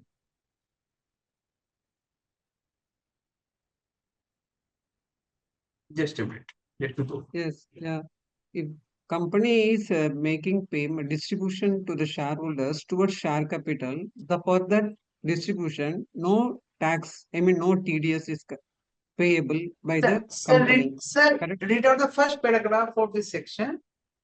Distribution shall be treated as deemed dividend under section 2, subsection 22, subclause C, to the extent of accumulated profit of the company immediately before its liquidation, whether capitalized or not. So only to the That is extent of very- accumulated profit. This is deemed dividend. Otherwise, no dividend, nothing. Yeah, So that is if any amount kept in the reserve and surplus prior to liquidation will come for the under this deemed dividend. Correct, no, yes, sir? sir. Yes, sir. You are Yeah, absolutely right. during liquidation, if I sell the any property and the company earns profit from that, for that portion, no need to, if I make distribution, for that the liquidator need not make any TDS, correct? So accumulated profit, I'm Post saying. liquidation. Accumulated I profit mean, means the during profit which is running, which is coming to the balance sheet in the last previous years. So only that part will be considered for dividend. Otherwise, nothing. Otherwise, nothing. So during liquidation, if the liquidator sells the any assets, that surplus if it distribute, no need to deduct TDS, correct? So just take the example. Suppose the asset was of 1 lakh rupees. We sold this asset in the 2 lakh rupees, right? And we Okay. paid tax of on 1 lakh. Say 20%. Say 20%. So we paid the Okay. tax of 20 rupees. So rest 80 rupees came, rest 80,000 came into the profit from the sale of asset. Am I okay? Okay. Which So means तो TDA ये जो TDS VDS काटेगा या जो deem dividends का tax होगा उसका फिर लिक्विडेटर करेगा डिविडेंड डिविडेंड का मैडम सिर्फ जो एक्यूमुलेटेड प्रॉफिट वही माना जाएगा नहीं मैं कंप्यूटेशन पार्ट का नहीं बोल रही हूँ deem dividend to the extent of accumulated profit आप मान रहे हैं बट इसका जो कंप्लायंस ऑफ इनकम टैक्स है वो कौन करेगा आफ्टर लिक्विडेशन अगर लिक्विडेशन ऑर्डर आने के बाद डीम डिविडेंड एप्लीकेबल होगा अब इसका इनकम टैक्स मैडम एक चीज हम मिस हो रहा है आपको जो फाइनल रिपोर्ट जो लिक्विडेटर जमा करेगा ना वो उसे तो डिस्ट्रीब्यूशन पहले ही करने का है तो डिस्ट्रीब्यूशन करने के बाद में फाइनल रिपोर्ट जमा करेगा तो अल्टीमेटली सारा काम लिक्विडेटर को करने का है ऑन बिहाफ ऑफ कंपनी तो इसका मतलब इनकम टैक्स रिटर्न भी वो फिर फाइल करेगा सब पहले करेगा वही करेगा ना तभी तो रिपोर्ट जमा करेगा ना एनसीटी के सामने में कि सारा काम नहीं, कंप्लीट हो we'll चुका है hand this deemed dividend is taxable in the hands of company or in the hands of the shareholder. ये तो the company. 222C is for the company, not the shareholder. Company in hands of company. Just see. 222E is the shareholder, sir, and that is a different applicable. This is 22C. C is talking about to the extent of accumulated profit. This is 220C in the hands of the company. 220 in the hands of the director of the company or the shareholders in the hands of recipient. This is not applicable here. No, but after the recent amendment, the shareholders are supposed to pay tax on the dividend, not the company, no? Yeah. वो तो sir यहाँ पे तो shareholders को capital का payment करना ही पड़ रहा है ना तो शेयरहोल्डर टैक्स भरेगा ना फिर हाँ कैपिटल सैलरी टैक्स पड़ेगा शेयरहोल्डर केस में कंपनी केस में कंपनी पड़ेगा कंपनी को तो जो प्रॉफिट होएगा सेल में जो तब भरेगी ना प्रॉफिट के ऊपर तो कंपनी भरेगा लेकिन डिविडेंड जो डिस्ट्रीब्यूट होगा उसके ऊपर तो शेयर होल्डर भरेगा ना तब हाँ डिविडेंड जो डिस्ट्रीब्यूट होता है उसके ऊपर तो शेयर होल्डर टैक्स भरेगा ना उसका शेयर होल्डर ही भरेगा सर शेयर होल्डर तो उसके लिए कंपनी जिम्मेदार नहीं है नहीं लिक्विडेटर की जरूरत नहीं हो करने की सर तो ऐसा है ना कि ये जो गवर्नमेंट ने अमेंडमेंट किया है ना हाँ।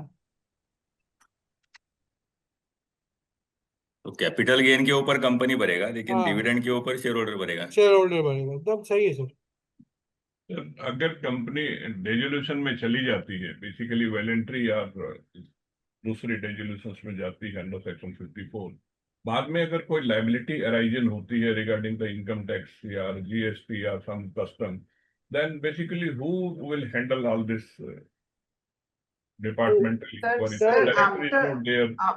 Sir, after liquidation order by the NCLT, Dissolution order. after Dissolution, dissolution order by the NCLT, Hmm. no liability will entertain because कोई the liability नहीं respective है। liquidator has given the opportunity to each and everyone for the purpose of filing the claims.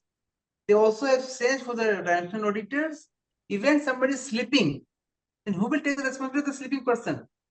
After the person is dead, who will come for the claim? So But this is something very special situation. It's not Any not, pending applicable. litigations are there? Sir, any pending litigation, there is a one section under the income tax 178, which says that the promoters of the company, directors of the company, they will be responsible, personally liable. If there is a certain a specific case in which section 179 applies, where the responsibility lies on the director, this is a separate thing. But 178 has been this IBC is not applicable. IBC No, overrides nice, this sir. 178. 178 of income tax, I am telling, sir. Income tax act. Sir, That is overridden by IBC. If your presentation is completed, we can just go for question answer, sir. Sir, यहीं पे difference है. My presentation is complete. I am just now open for the open forum. Babita ji, if you are around. Thank you first of all to the organizer for giving me this opportunity to Sir, we are thankful to you, sir. Please, sir. Now we can go for any questions. Any queries, sir?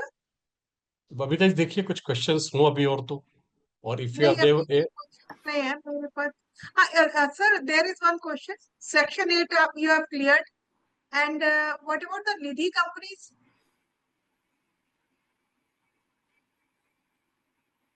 Sir, you are muted. Vishnu sir, you are muted.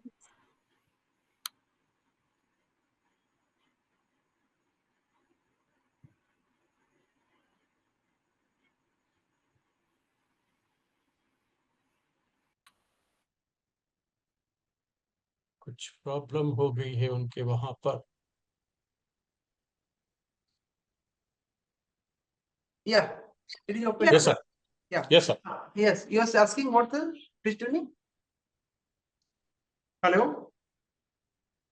Yes. Nidhi company का पूछ रही थी बबीता जी आप. हाँ जी, निधि companies के लिए sir. Nidhi company is registered by company act में होता है ना ये तो. हाँ जी. एक बार डिफिनेशन चेक करना पड़ेगा, उसमें लिखा था ना एक मिनट डिफिनेशन क्या है उसका कंपनी एक्ट का. Define section 2. Just a minute. I think Yes, this yes. is I am also studying this part of things. Obviously we are all students. This is a new question I have not thought of. It includes Nidhi or not?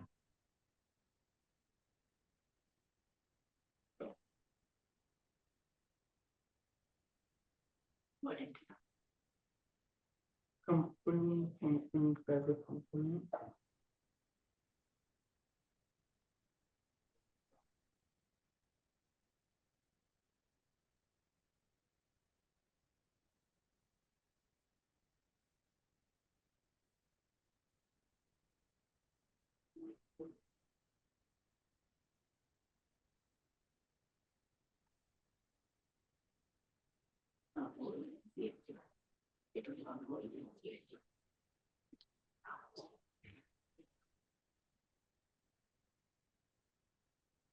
Madam मैं यहाँ पे देख नहीं पा रहा हूँ अभी, लेकिन हमको ऐसा लगता है कि शायद नहीं जाना चाहिए क्योंकि objective Nidhi company something different. This is not for commercial purpose only. They are for the group of people for the special purpose. I think they should not go voluntary, but I'm confused. Let me check from my side. I think as I told you, as you told us earlier, sir, they should submit the license first, surrender the license first, and they should settle all liabilities. That's what Section 8 companies. And they should settle all liabilities. Yes, they should settle all liabilities and then they should apply for voluntary liquidation. क्योंकि मैंने इस पे working नहीं की, इसमें access नहीं बोल पा रहा हूँ, लेकिन सेक्शन 8 एनबीएफसी का तो मुझे मालूम है, इसमें मैंने वर्किंग नहीं की है, शायद इसलिए मैं प्रॉपर्ली बोल नहीं पा रहा हूँ. Sir, I understand that when they met the criteria mentioned in Section 58. ऐसा लॉजिक तो लगना चाहिए, but just because I'm not saying this. Any other question? Any other question?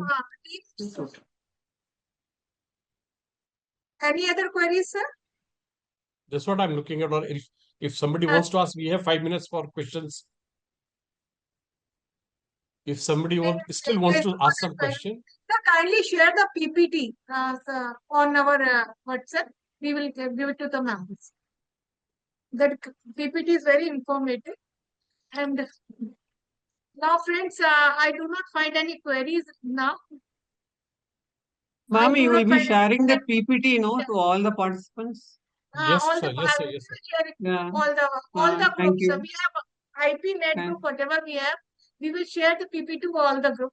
This topic is very burning topic of today because voluntary liquidation, most of the professionals feel that how to get voluntary liquidation is okay, compulsory liquidation is okay, everything is okay, unable to pay debt and section 9, 10, whatever it is. But now voluntary liquidation is very important and hot topic, and I think आपने बहुत अच्छे से समझाया. Now I conclude the topic. Yeah, if possible, if no questions, Babita ji, can you questions, we are please concluding this certificate topic. of appreciation to our lead speaker, Vishnu sir? Vishnu sir. Yeah. Kindly, Tina is there.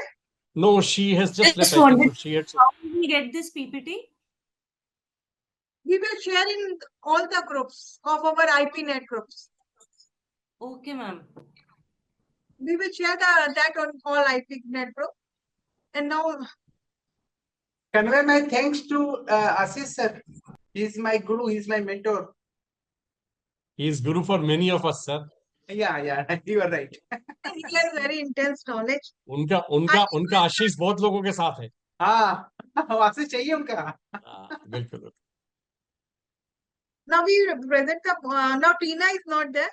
Kindly offer the certificate of appreciation to Tulsianji. I just says sharing that appreciation certificate.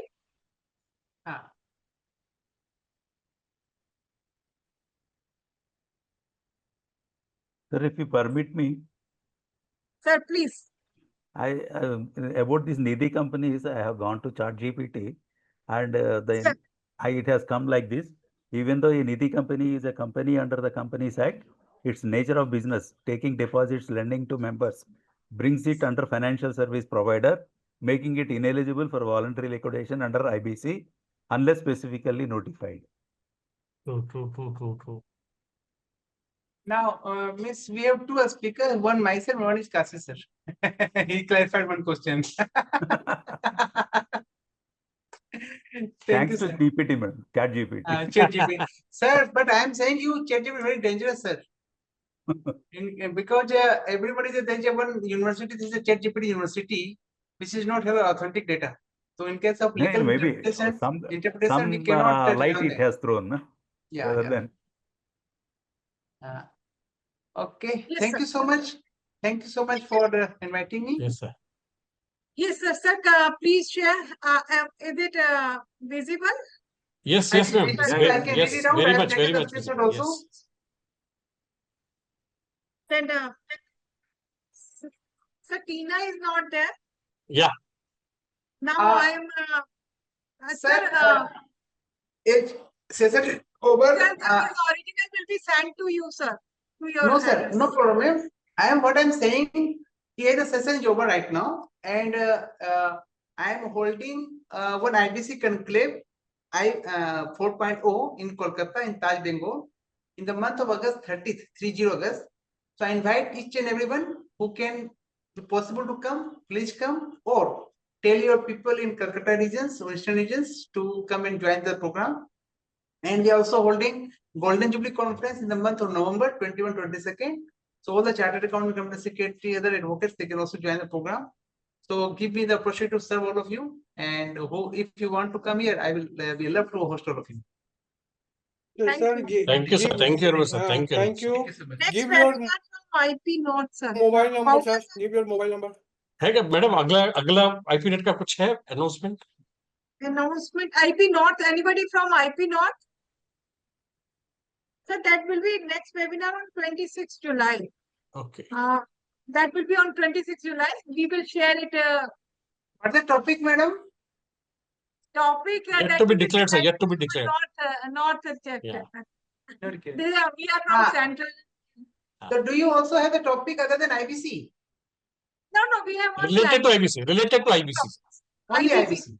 Only IBC. Only This IBC. is IBC Like- month. Like forensic audits and these type of things. Acha, acha. Okay, then all right. Okay, thank you so much, sir. Yes, sir. Excellent Vote one. of thanks में Apauja sir, may I have a Sure, vote of- sure. Yeah, sure. Please, ma'am. Go ahead. Myself, Babita Jain, representing IPNet Central, and it is my privilege to extend the vote of thanks today. I would like to express my gratitude to IPNet for providing me this opportunity. Today's event is very more than a webinar, and it felt like a start of something truly very significant, a movement that will shape our professional community in the years ahead. First and foremost, I extend my heartfelt thanks to our chief guest, Mr. Veera Brahmarao Akarpadi, and our esteemed keynote speaker, Mr. Vishnu K. Tulsian. Sir, your presence has added immense value to the occasion. Your insightful words and vision have inspired us to think bigger and strive for excellence. Thank you for gracing us for your time and wisdom. I expect that this session is very much informative and very useful for all of us professionals. I would also like to thank our president, Mr. Ashish Makhija. Ashish sir, your relentless dedication and visionary leadership continue to make IPNet a platform for unparalleled importance. Your address today reaffirms that we are on right path under your stewardship. Your guidance gives us confidence to reach new heights. For that, we are truly grateful. I would like to extend my sincere appreciation to Team Transition and their technical supporting. You work tirelessly behind the scenes, ensuring everything runs smoothly. Your hard work is foundation of successful event like this one. Thank you for unwavering support and flawless execution. Finally, to everyone who have participated today, your presence, enthusiasm, active engagement has made the event truly remarkable. Together, we are building a community. Will only foster the this professional growth, but also drive the innovations, collaboration in insolvency professional all over India. Thank you once again, all those who have contributed, actively participated and supporting this remarkable initiative. This is only beginning. I look forward to what we achieve together in the future. Thank you.